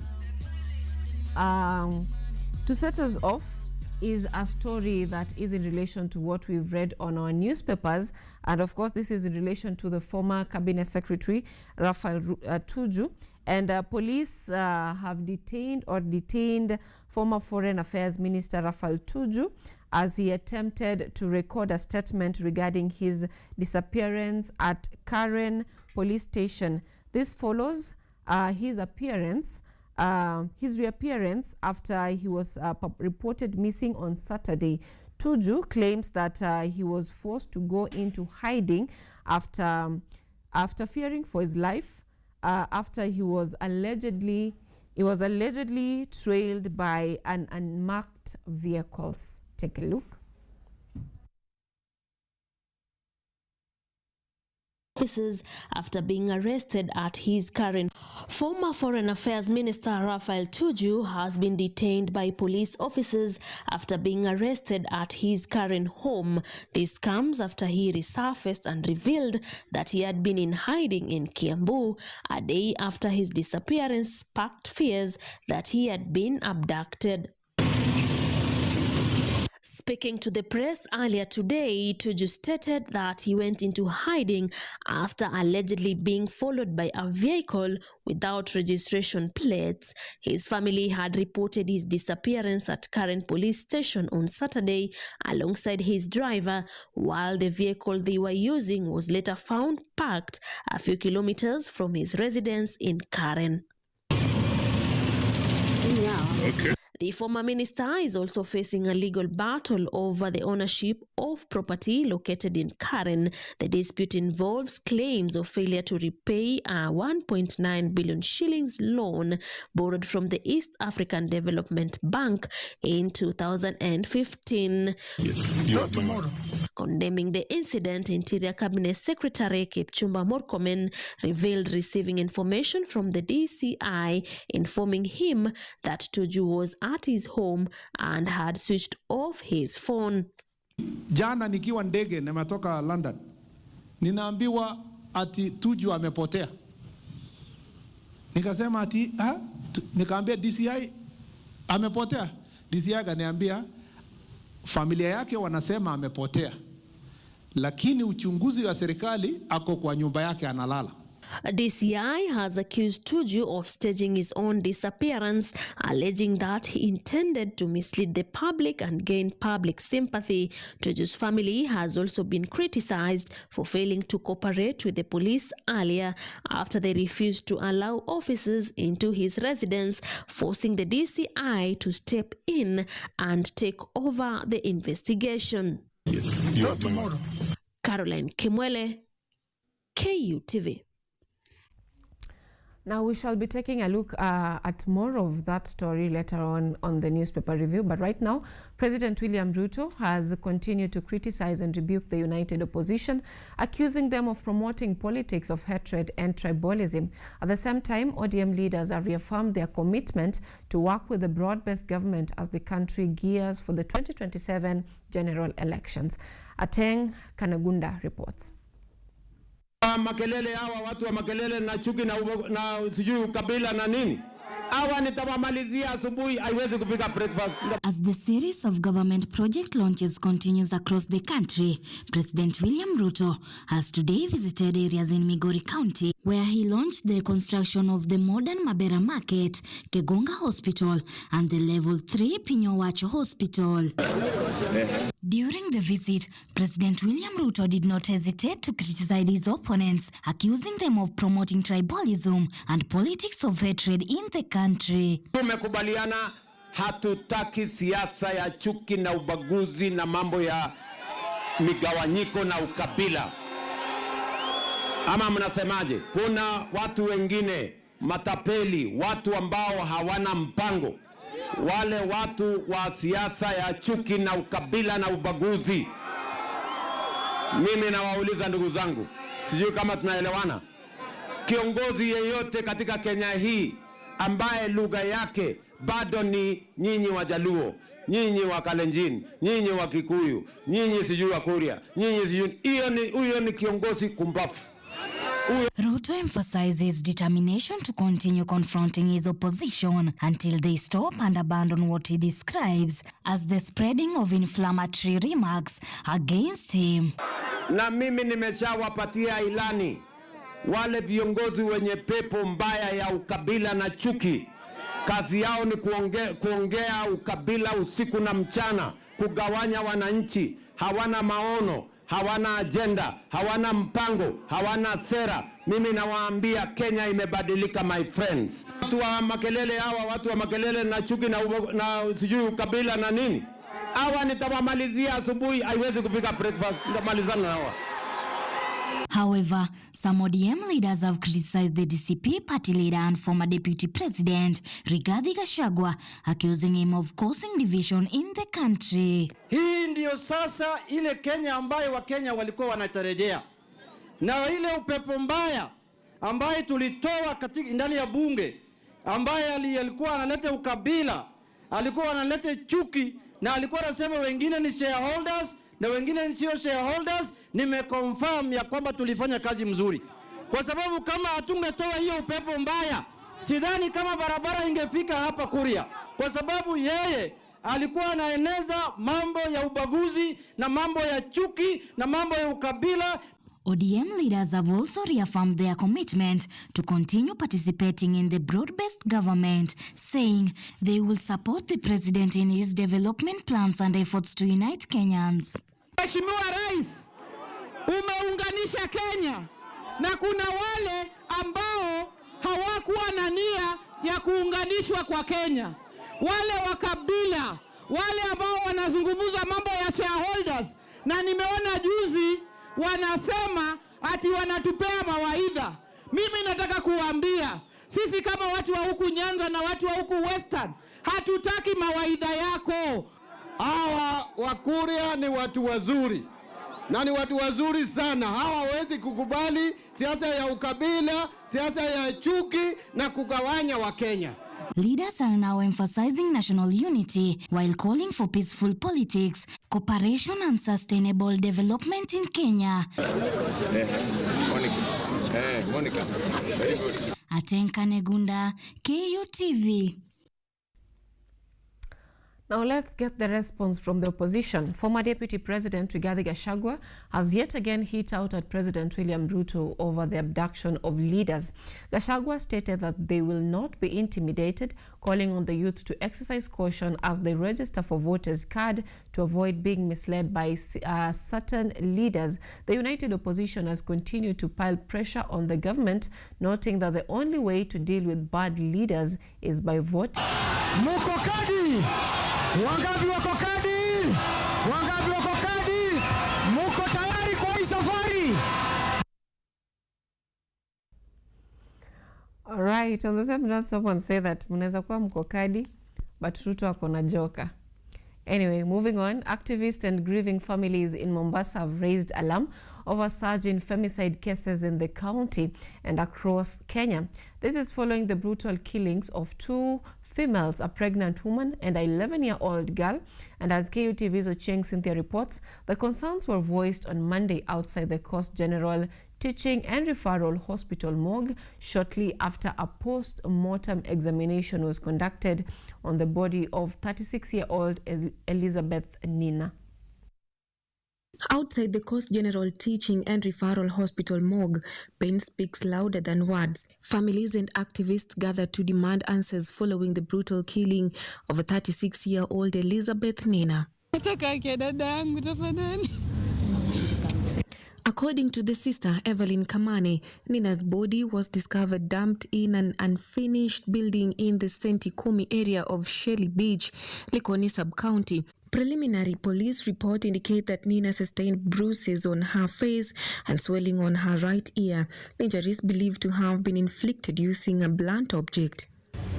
Mimi nilikuwa sijui chochote, manake akituaga alituaga yuenda kusherehekea Eid. Sasa wao wakanipigia wakaniuliza kama nina habari yoyote, manake ilikuwa imerushwa Facebook. Kuna msichana ameuawa na akarushwa huko Sentikumi. Yeye akiondoka aliniaga yuenda kusherehekea sikukuu na mimi nilibaki na mtoto wake. Human rights defender Salim Hamed termed the 2 cases as a reflection of a disturbing pattern of violence against women and girls. This is as Walid Sketi of Vocal Africa criticized the Office of Women Representative for its silence. Kama Nina mwanamke mjamzito ana kiumbe kwenye tumbo, leo hii wamlala, baada ya hapo wamuua. Kile kiumbe ndani ya tumbo pia kimekufa. Kimekukosea nini kile kiumbe? Kwa hivyo sisi kama watetezi tunachokitaka ni haki. The Office of the Women Rep is not a fashionable office. It is an office of action. It is not an office that needs to be politicized. It is an office that needs to be seen to be working to protect and amplify the voices of women. Mpaka saa hii kile ambacho tumekiona ni kwamba Women Rep hakuna jambo lolote ambalo amelifanya kuhakikisha ya kwamba ana push for the perpetrators to be brought to book so that the family can get justice. Walid urged leaders to prioritize concrete measures to address what he described as heinous crimes rather than engaging in public relations efforts. Tuna viongozi ambao janga likitokea, the best thing watafanya is PR, come, cry with the families and leave. What we are saying and what we want, tunataka kuona action ikifanyika. What we are calling for is action, and we are calling our security officers wahakikishe kwamba they are working around the clock ili perpetrators wapatikane. Consequently, Francis Ouma, a rapid response officer with Muslim for Human Rights, called on the president to declare gender-based violence a national disaster. Hii ni janga la kitaifa. Tunataka Security Parliamentary Committee waje down, watueleze ni nini inafanyika hivi sasa. Hatuna imani na vyombo vya dola sasa hapa Mombasa. Mtoto wa kike yako endangered, kila kukicha watu wanabakwa, wanauawa, na hii yote wanaangalia serikali wamenyamaza kimya, na mpaka wa leo hatujaona mtu yote ameshikwa. The families now want investigations to be done thoroughly into the matter. Ochieng Cynthia, KUTV.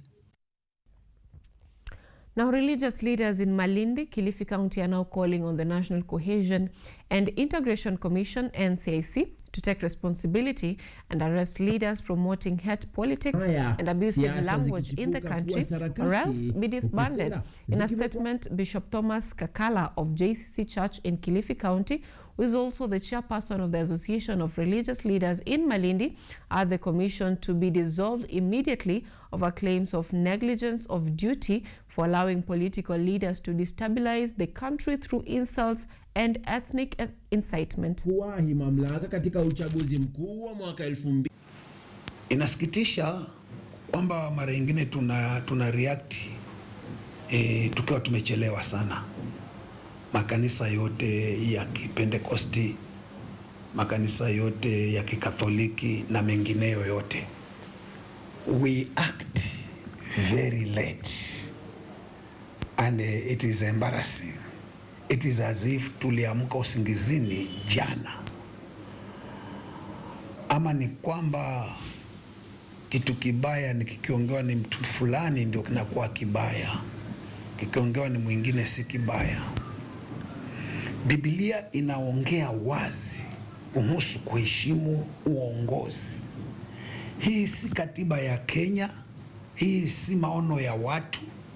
Mungu aliestablish kwamba uongozi uheshimiwe ni watu wote, na wale walio viongozini ni wanadamu kama wale wanaoongozwa. Hakuna mmoja si mwanadamu. Hapo nyuma tulianza vitu vyetu vya kumtukana rais, tukamwita Zakayo, ikaonekana Zakayo si jina mbaya sana, tukamwita Kasongo. Mpaka sasa unaona mtu tu mwanaume mzima, wewe Kasongo, wewe Kasongo.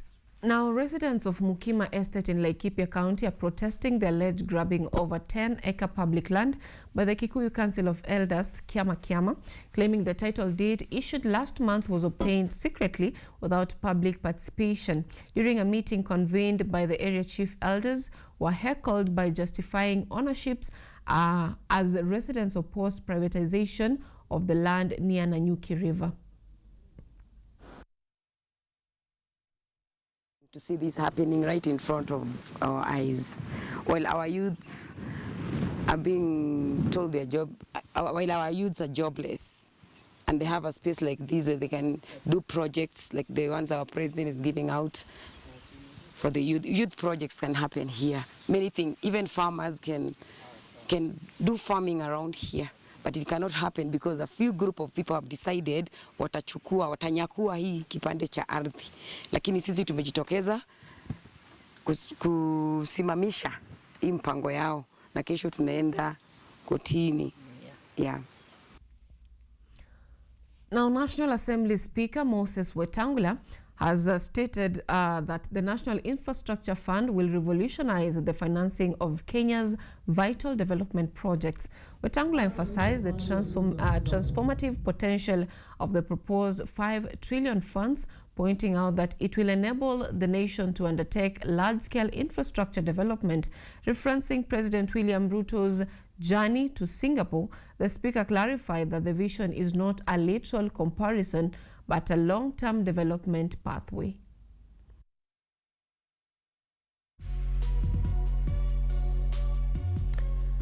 Now, Kenyatta University School of Health Sciences, through the acting executive dean, Dr. Gladys Wangeshi, hosted the Healthy Diet for Africa workshop, which brought together researchers to highlight on the achievements and case studies in line with this year's theme of combating malnutrition in Africa through diversification of the food system. Listen in.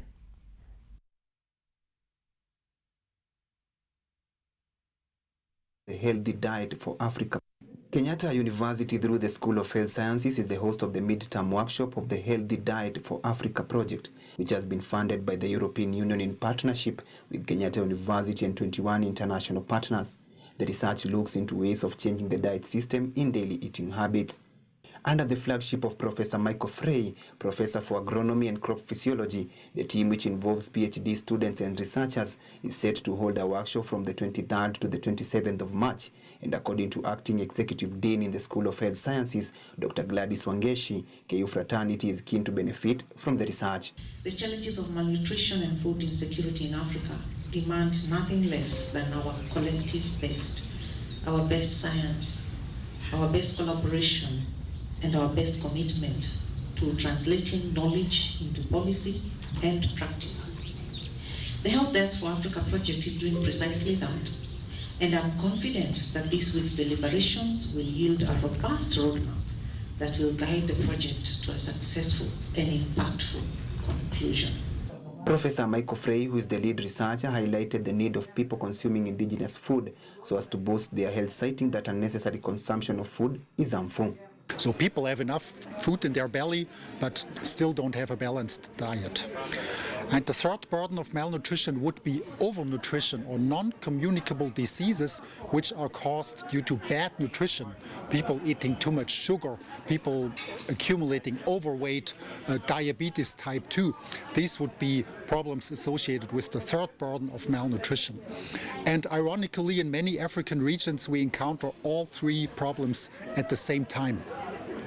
With Healthy Diets for Africa, we try to combat these burdens through a diversification approach. Professor Frey had a lot to add on his research and expectation, with KU playing a big role in the realization of the project through the use of facilities within the campus for research and food sampling. We also develop new varieties of established crops that are grown in Africa, such as maize or rice, or we develop processing technology and products that people can eat that are healthy. Today's event entailed showcasing of the project finding. However, according to Professor Frey, policymakers and government institutions should put in place measures to ensure that the right food is consumed through such researches. We also have a fourth cluster, which is called Impact. In that cluster, people work with the stakeholders, they work with consumers or with farmers. They teach them how to grow these crops, how to use these newly developed solutions. The team is expected to travel to Makueni, where they will meet contact sources for their research, which has already been vetted by KU research students, and after the team will submit its finding on the midterm report. Anyango, KUTV.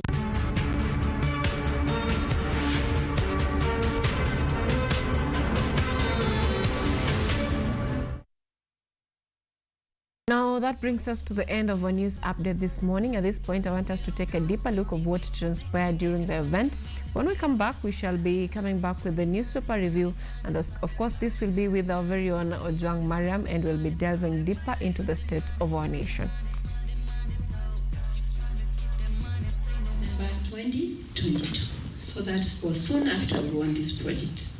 And our university is committed to doing research and supporting researchers. We have a whole division of research, innovations, and outreach.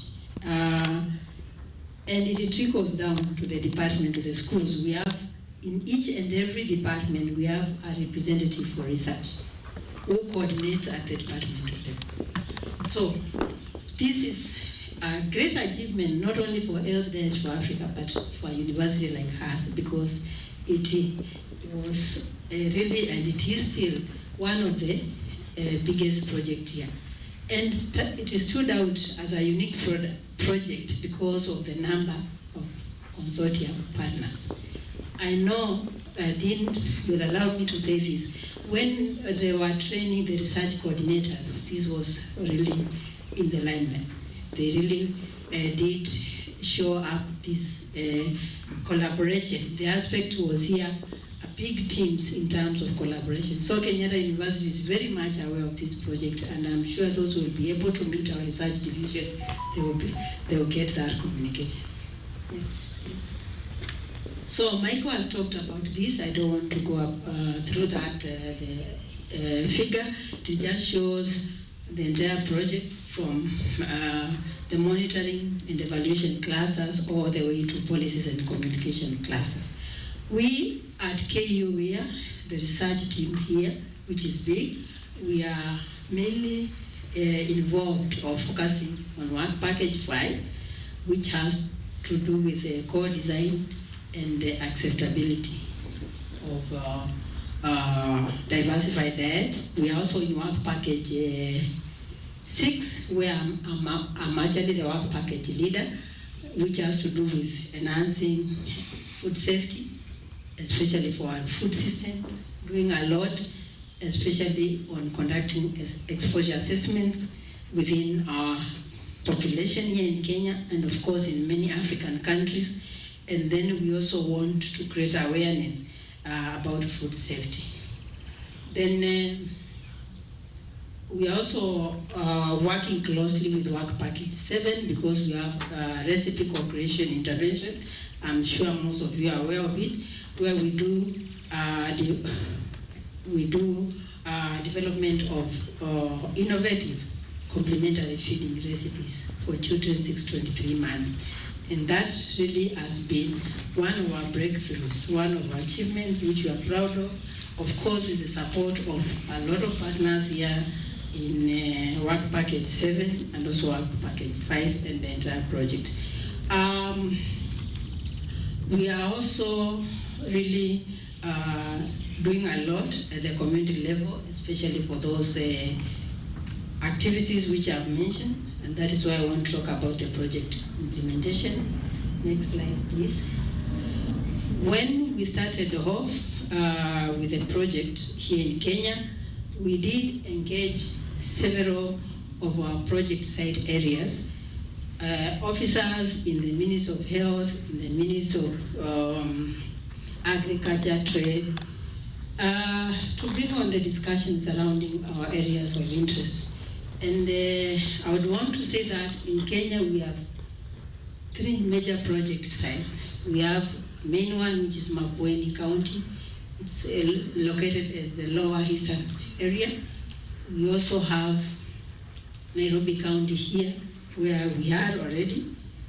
We have some work going on here, food safety mainly, but also we have Kwale County, which is at the coastal region of Kenya.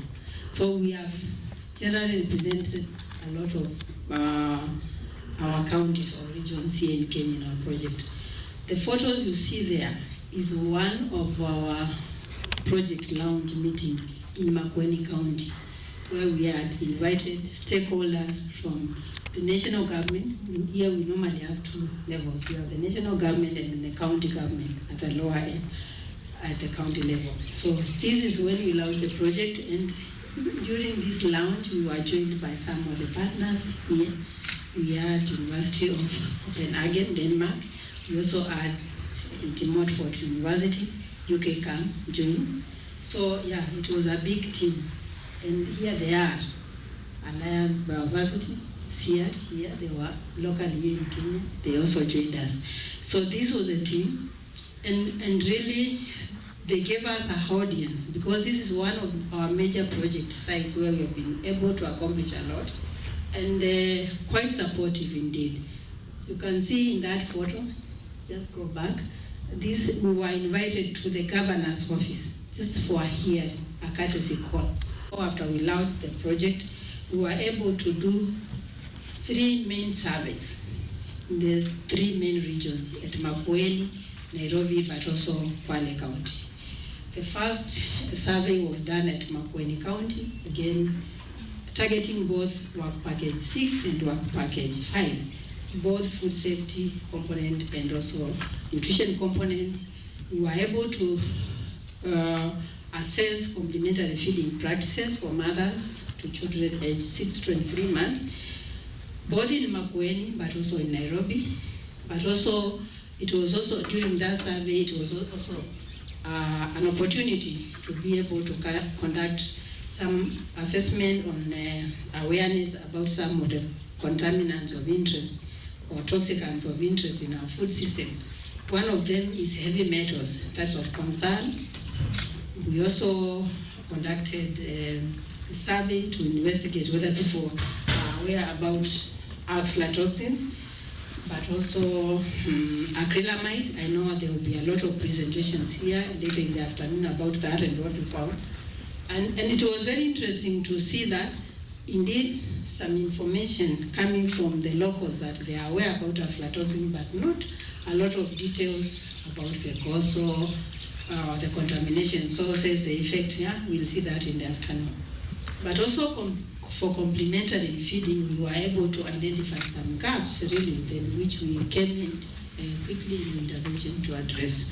So for those surveys, they went on smooth in the year 2024. We also had the last survey in Kwale County, where we were now engaging pregnant mothers to investigate geophagy, which is a practice very common in African countries of pregnant women craving for soil materials or earth materials. So we did an investigation of that just to see the practices, but also try to see whether there's a possible link between anemia and geophagy within that population. And of course, we are also in the process of trying to see whether there could be an exposure risk associated with those stones or the soils which they consume. And these stones are publicly out there. We'll see in the market being sold, in the supermarket, even the formal markets, they are being sold. But also food samples. And finally, we have, in the same surveys, we've been able also to do a market survey together with a household sampling to collect food samples and to assess the levels of those heavy metals, mycotoxins, but also acrylamide in foods. And I'm sure our researchers here will give really a good report of what they have been able to come or to see or to observe in their findings. Some of the, quickly, I will go through quickly some of the outputs of our project, but before that, I will say that our work has not been smooth throughout. We have faced some challenges, and mainly the main challenge was in the lab analysis, and especially for heavy metals, the toxic elements. As you know, there's a quite relatively new technique for Africa, which is the ICP-MS technique. It is a set of art technique which is able to really analyze a wide range of heavy metals, but also essential elements in food. So it can quickly give you a range of all those minerals, including the essential ones, in one sample. Instead of just testing for iron, instead of testing for zinc, it also tests now the toxic metals like lead, mercury, all of them. 21, John, are they 21 or 22? More than that. And it will train us on that on Friday. Yeah? So there's a training for that, capacity building. So that is a challenge. In Kenya, by the time we started this project, we had only one machine in Kenya in one of the universities, Jomo Kenyatta University of Agriculture and Technology, which is a few kilometers from here. And we went in December last year to start really to analyze those samples. And after the training, because our technicians and also our PhD students here joined our training, the machine broke out. And that is the machine that G-Quad, call it G-Quad here. So that has been one of our major challenges so far. But so far, so good. We are happy to report that we've been able to outsource another equipment, which is newly acquired by the government at the Ministry of Mining in industrial area. So that is where John now is doing his analysis, and so far now we have results which we are analyzing. Now I've already talked about this, about the surveys. These are just some of the photos of some of the food sampling exercises at the markets, at the households. Also, we obtained samples from the households, including breast milk, you know.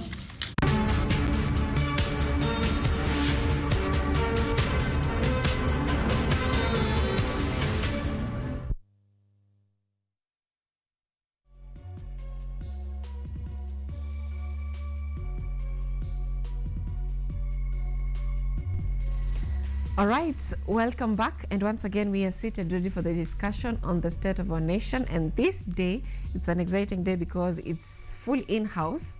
I'm joined by someone who is always behind the screen, today gets to be in front of the screen, and of course, our very own Ojwang Mariam. Let me begin with the gentlemen introducing themselves. Acha tuanze na mgeni katika show yetu. Tuanze na Kanyeki.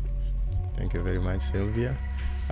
Mimi ni Kanyeki Kefwe, a political analyst in my own right, and a camera operator. Karibu sana on the show, Ojwang. Nashukuru sana that we're having more eyes, camera operators wanatokea the other side na kuensure that we're giving the state of the nation na vile iko. Good morning, ladies and gentlemen. I am still Ojwang mtoto wa Mariam. I am a communications expert, community leader, marketing guru, peace, inclusivity, sustainability, and PWD advocate. I am glad to be on the set today. Karibuni sana. Let's begin with the bold newspaper. Should we? I wanted to begin, before we get into the newspaper, there's a campaign that has been ongoing in the country of Tuko Kadi, Niko Kadi, and the leaders of the campaign have warned politicians of getting into the campaign. And something interesting that I heard about the campaign is that Rikomondi is now mobilizing artists to come forward and come up with a concert, and in this concert, entry itakuwa kadi. What do you think about this movement? Do you think it's sustainable? Ama ni mioto ya they call it political what? Where a leader comes out known and is the talk of town, and then this talk or this applause does not materialize to votes. Do you think that this is the same case that you're going to be witnessing with the Tuko Kadi campaign? Let me begin with you, John. Yeah, I think so. And what I champion for mostly is what we call sustainability. And sustainability only comes when we are inclusive. Inclusive means that Tuko Kadi is for the people of Kenya, not for the select few. You know, tunakuwaga na katabia Kenya, kama huyu anaimba Ruto ni enemy, atawahi kuwa ati Tuko Kadi yake itakuwa legit ile siku yenye atatusi Ruto ama atateswa na Ruto ndo to feel hey, uni kama ameingia kwa ligi yetu. But it should be a collective clarion call, an inclusive clarion call, so that we are calling people on board. And that's why you'll hear even the president himself say, hata mimi mjue niko kadi, because everyone ako kadi. When we are having or forming IEBC, it is not an IEBC for the government or for the opposition. That is why Kenyans are saying that they did not care who is becoming the chair for IEBC, bora tuko na IEBC. That hata wakitaka kutoa mtu state house wamweke IEBC, bora tuko na IEBC in a function. As it comes to function, wanasukuma nani apate kadi? It is for everyone who has an ID card. That is why the youth should take advantage of that. Be proud when mnasikia wazee wakisema wako kadi pia, because it is our time. Hawa wazee wanatusaidia pia, wao washaanza kuona hey, enyewe the future is in our kids, because our kids are looking out for their own future. Naongelea kama kijana, we are looking out for our own future, the future of our parents, juu wale grandparents maybe hatuwezi kuwa na connection sana, the future of our siblings who are now kama millennial are the Gen Zs, and the future of our children, the generation Alpha. Hao wenye wako hapo wazee washaanza kuona that this youth ni ukweli wako na kitu wanafikiria. What do we do to support them? Sote tukue kadi. It should be an inclusive clarion call. Wacha kila mtu akue kadi. Ukiona pia Kasongo wako kadi, kusema asante juu kila mtu anakuwa kadi. It is bringing, kitambo tulikuwa tunaimba vijana wachukui kura. Saizi tunalia hey, ni kama kila mtu anataka kukua kadi. It is time, and I'm so happy that vitu kama hizi zinaendelea. Kama wewe ni msanii, collective clarion call ni kuambia kila mtu achukue kadi in whatever profession you are in. Haifai kuwa wasanii pekee, hata watu wa media, watu kama Larry Madowo akiwa huko nje majuu, asha post yake anasema ako kadi na kadi yake ni ya Nairobi pale hivyo Moi Avenue Primary School. Mwenzako ukimwona muuliza, je, uko kadi? Sisi kama vijana tukikatiana, uliza mwenzako, je, uko kadi? Kama hayuko kadi anatuangusha, guys. All right, now you've mentioned something that is interesting. One of the leaders, or some of the leaders of these Niko Kadi initiatives, I don't know if they're really leaders, they call themselves leaders of the Niko Kadi initiative. One of them said in an interview that Ruto should not be confused that Niko Kadi is equivalent to one term. What do you think about that? No, he is not confused. We have said that kila mtu ako kadi. And that is why they are saying could be yake ni joker. Simulimwambia yake ni red card. Ako kadi pia. As sisi tunampangia, ni kupanga tunapanga kubadilisha nchi. Ndo nchi ichukue mwendo na mwelekeo unaofaa. But as it is, he is still the head. Yeye bado ndo kesho tukiamka tuangalie huku tuseme watu wamekuwa abducted. Nani ana abduct? Bado ni yeye. Kuna mabilioni yamepotea. Nani ako pale behind? Bado ni yeye. Kuna hospitali fulani imeishia. Nani ameenda nayo? Bado ni yeye. Because he is still in charge. Na ako kadi kwa nini? If we are playing the joker cards hapa poker cards, alafu Rex aseme yako kadi, hata mimi naweza kuwa kadi na wewe uko kadi. And then by the time game inafika pale hivyo kwa Wahu anaachilia tu, Ruto anashika ile joker yake, anatuachilia, anaweza shinda bado. But sasa sisi ndio tunacheza right. Juu kama ni kadi, nani ameicheza sana? Ni wazee ama ni vijana? All right, now Rex, do you think this Niko Kadi initiative is sustainable? Well, the sustainability, the Niko Kadi movement is really dependent upon the youth when you want to run the movement. You see, the whole point of the movement is attaining a mass of about 15 million votes from the new generation. That is 15 million new voters. So, as it is, I think 15 million is a huge number. So, wakitokea wote, it's definitely a sustainable movement. But when you're Juang anasema, kukua kadi basically ni kukua na kura. Whether uko one term, uko two term, uko team Linda Mwananchi, team Kalonzo, team Wajakoya, whatever. As long as you have a card, a voter's card, wewe uko kadi. So I think it's really about to make sure that the new generation, ama the youth, wote wenye wako over 18, maybe in the last 5 years, wenye wako 18 in the last 5 years, so between 2022 and now, we have millions of youth that have turned 18 above. How sasa ndio tuna target wachukue kura, and that is the Niko Kadi movement. So I basically think this will translate to votes, to voting. If anyone is going to make a point ya kutoka mahali ametoka kwake ama kazi to go to a polling station and get a voter's card, then they should make a point to go and vote. Let me just say something Sifuna said. If you have ever uttered words, these 3 words in your life, Ruto must go, then you must be there to go him. If you're not there to go him, then wewe kura yako ni bure tu. Who will go him? Like Kibaki said, wewe ni mtu bure kabisa, mafia. All right, now let's get into the dailies. I would wish to combine topics here because most of them are really relating. To begin with the story of Tuju, the Standard are saying day of drama. The Daily Nation are saying Tuju was deepened after coming out of hiding, and both of them are talking of this story which the government says is self-abduction, and he should be charged. And of course, Murkomen also mentioned that courts should ensure that they give the most extreme measures.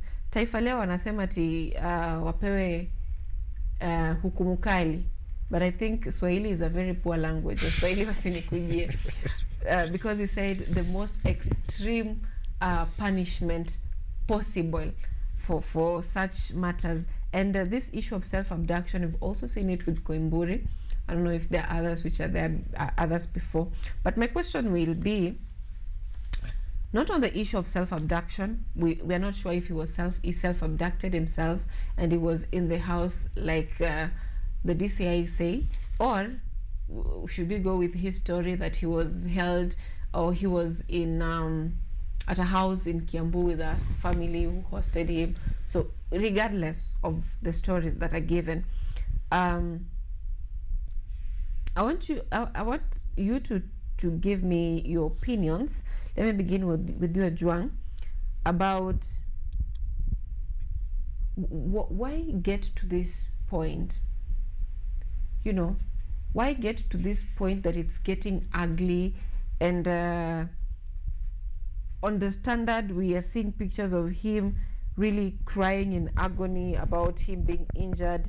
And just like this, the paper is saying it was a day of drama. And the estimates were given that what the bank needs from him is a tiny thing compared to the value of the property that they want to auction. So why get to this point? Why get to this form of intimidation, for lack of a better word? Why get to this point as a nation? When a hyena wants to eat her children, she always first complains that they are smelling like sheep. Now, to a human being, a sheep could be something foolish, but to a hyena, a sheep is food. So when the children are smelling like food, they will be eaten. One day, the current governor for Siaya, Bob James Ogre Orengo, said that this country eats his children, or this country eats her children. We never internalize those words until those words hit close home. We are in a country where today we talk of rumors, someone has been abducted.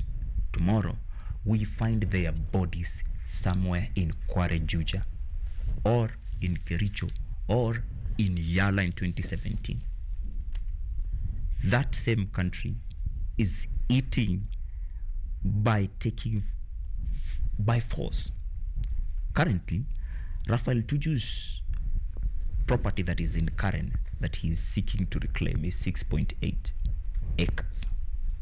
And the person who wants it so bad that he's willing to do everything. And in that country where once we talk in rumors, you are there, you are not there, you are abducted, you are not abducted, you surface while you are in a body bag, you have to take more measures, like your security. He's talking about how he had to ditch his car in Karen. I think I would do the same. If I would note that someone is trailing me, when I slow down, they slow down. When I overtake, they try to overtake. When I speed up, they want to do the same. Seek for safety. But us as a country, we are not wrong, and we cannot be wronged for thinking that he has been abducted, because we know it's a script that always goes on in this country. It is the same country that people come to seek for refuge, like Kiza Besigye, knowing very well that Kenya is a diplomatic country where their security is guaranteed in the right to life in the Kenyan constitution and the human statutory laws, but still get abducted and delivered to their country where they are being tortured up to date. You have to take safety measures. Sisi kama wa Kenya, ni jukumu letu basi kukuwa our brother's keeper. Do not keep quiet when you hear that your neighbor is missing. Raise alarm so that when you are not able to help, others will help. We've seen friends come together. In this photo, you can see JB Muturi, you can see Wamalwa, you can see Kalonzo. When friends are there, then unity will be there, and unity is power. Tunafaa tutoke kwa hiyo era kabisa ya tunaishi na uoga to a point that we have to kujificha. But tuko kadi. All right, Kenyeki, what do you make of this? I think Raphael Tuju is a man that is completely under siege. Raphael Tuju is a man that very powerful forces are going for him because of his property that has been auctioned. So when I see a man like Raphael Tuju saying that he decided to ditch his car and his phone because people are following him, and he was quote unquote escaping or running away from abduction in a country like Kenya where abductions are the order of the day, I personally am going to believe him. Because like Ojwanga said, if I am driving my car and I notice someone following me, if I turn left, they turn left, I turn right, they turn right, and I know I am a man like Raphael Tuju who has cases like that, and I know powerful people are after me, I am going to make sure that I evade. So with Raphael Tuju, I think that he made the right call. I mean, that is why we can see him today complaining and being harassed. At least we can see him. There he is. And he surfaced after. But when I see pictures like this one on the Standard where he's being carried like a gunia of potatoes in Kurushwa kwa gari, look at him with a shirt all unbuttoned, all indecent and all that kind of stuff. It's really not good, seeing as how Raphael Tuju is a man that has served this country in some of the highest offices. Yes, Raphael Tuju has been CS in this country, has sat in the cabinet in this country, and I think that kind of service should be accorded decorum, a degree of decorum when it comes to matters like this. When you come to arrest someone that has served the country in that kind of capacity, I don't think we should be in a position to witness scenes like we are seeing on the front page today. So I think that Raphael Tuju has a right to disappear himself if he does not feel safe, and I also feel that he has a right to resurface and claim what he is claiming now. I also feel as though, like Ojwanga said, when a hyena wants to feast on their kids, they start to say their kids are smelling like sheep. So I feel like this is just a way of government persecuting its critics based off of what Raphael Tuju has been saying and what Raphael Tuju has been in the previous governments. So the case of Raphael Tuju is just, again, one of many indications that wote tunafaa tukue kadi so that we can make a proper decision in the upcoming elections. Yes. You know, the government argues that this is just a way of gaining pity, and also to consider that politicians, not all politicians, so John, I know you're a politician, but also not to forget mentioning that politicians sometimes just want to be at the limelight, regardless of whether it's positive or negative criticism. Just being the talk of town is something that every politician dreads. So we may not be able to fully understand or fully acknowledge if indeed he ran away because he was being followed, or he self-abducted himself for self-pity, as the government we said. can really understand if we want. We can really understand. It was in this country that we saw a very senior officer in IEBC, Msando, who really knew his way around information and all that. Followed, later he surfaces dead. It is still in this country that we've seen billionaires and former politicians, bigwigs, like Cyrus Jirongo, who was hit in an accident that the driver says it was a bus carrying people, but we don't have any other person who is giving the same testimony, and we don't have them. Today, I think I am glad that we are talking of him being harassed after resurfacing rather than being dead. We can understand those things. We just have to ask ourselves, what if it was myself? Wewe ungedu? Yeah, I think about Raphael Tuju. You see, Raphael Tuju has been a politician for a long time, but for now, I don't think he's an active politician. Now, you see, when we talk about sympathy, I'm in a position to ask myself, what does Raphael Tuju gain from sympathy? You see, Raphael Tuju is not up for elections. He's not asking for voters to get him into a specific, seat. And when it comes to the law about his property, sympathy or no sympathy, the courts, that does not affect that. It does not affect your court in case whether people wanakusikilia huruma. So when it comes to sympathy, I think that is non-consequential when it comes to Raphael Tuju's case. So that puts me in a situation in I just have to be in a position that I'm inclined to believe Raphael Tuju more than government. All right. And believing government is really hard. It's hard. Considering this story on the Daily Nation, where they're talking of the Kericho mass grave, the plot thickens, and this is the inconsistency of the numbers given, the legal doubt, secrecy, and grave suspicion. The questions being asked among them is how many bodies were buried? Is it 12, 13, 14? Why the conflicting figures? Are the court orders permitting the burials genuine? DCI says this is not clear yet. Why were Kericho County officials and managers of the cemetery kept in the dark?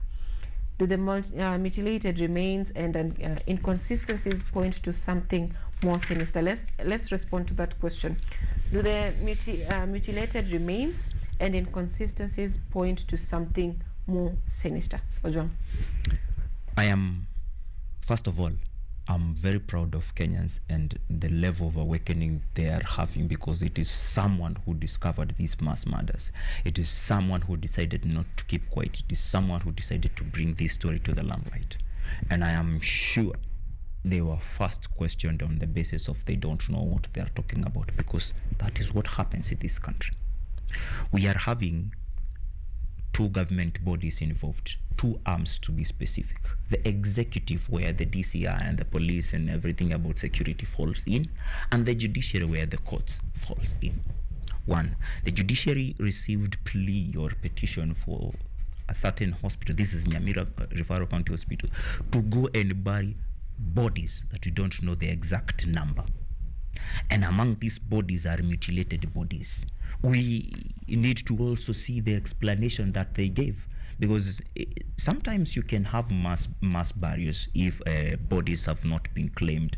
But why are we having bodies that have been mutilated? Why are we not having the same thing being communicated to us via Gazette notice? Because some questions have to be asked if we are seeking justice. I am sure that the person who raised this issue found these inconsistencies themselves, because we've had cases where people have been in mass burials, like when MP for Emrua Dikir died alongside others, they were buried together. In the cases where we had fire tragedies, like in the Jangwan, we saw people being buried together. But there is a reason and a cause why they are being buried together. We need, as Kenyans, to continue pushing to have these answers. The problem is that we are asking same government, two different departments, and they want to give us conflicting information now, days in, days out, so that we can get more confused. But the plot continues to thicken. It lies upon us as Kenyans to seek for accountability from the government, whether it is the judiciary who gave orders for these bodies to be mutilated, whether it is the hospital who don't really know the number of bodies that they were burying, or the DCI who have been charged with the mandate to investigate these matters. Mm-hmm. And any country, for its citizens to believe the government, it's really hard. The other day when we were having, please, Madam Samia, I am just reporting on what was reported. Several bodies claimed to be on the streets in Tanzania. Then when they woke up, the streets were clean. Yeah. The same thing when we witnessed during the Gen Z protest. Everyone claimed that there was Githurai massacre and all that, but then when we woke up, everything was clean. And then you are wondering, where do these bodies go? Where do these bodies go? It makes it hard to trust the government. I'm not saying that is what happened, but I'm just saying this is what makes it hard to trust the government. From where you sit, Kanyeki, what do you make of this headline, the plot thickens? I think the plot does in fact thicken, because we've seen human rights groups saying that that is just one of many.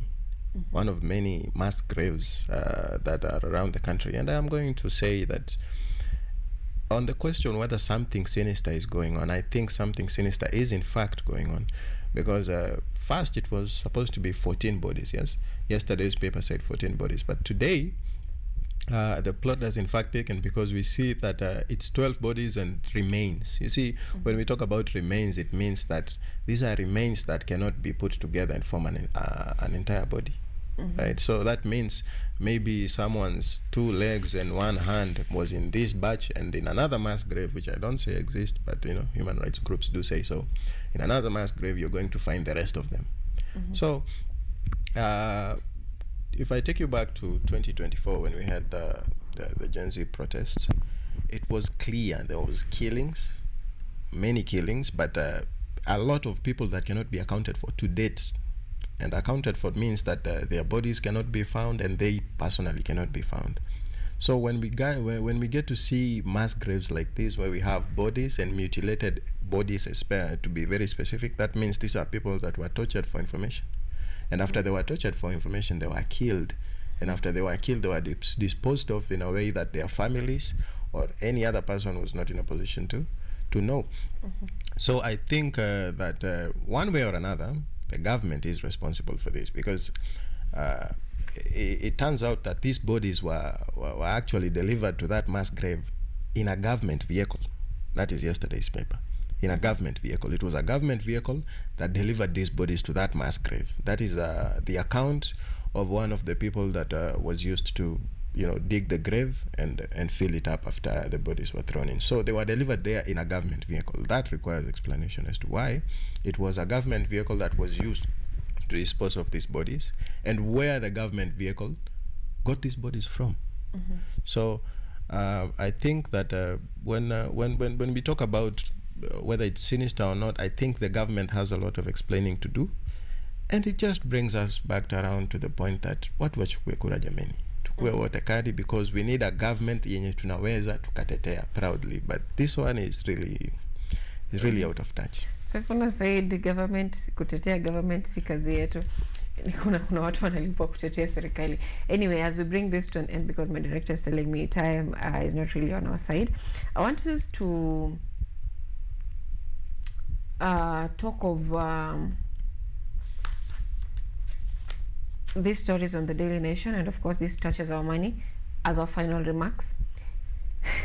Itauma wengi. Kindiki's office want 450 million extra for hospitality choppers. The office of the Deputy President has requested MPs to approve an additional 450 million for hospitality and hiring helicopters until the end of the financial year of June 30th, according to budget documents before Parliament. Let me begin with you. Kanyeki, what do you make of this? I make that this government is greedy, this government is wasteful, and this government is extravagant.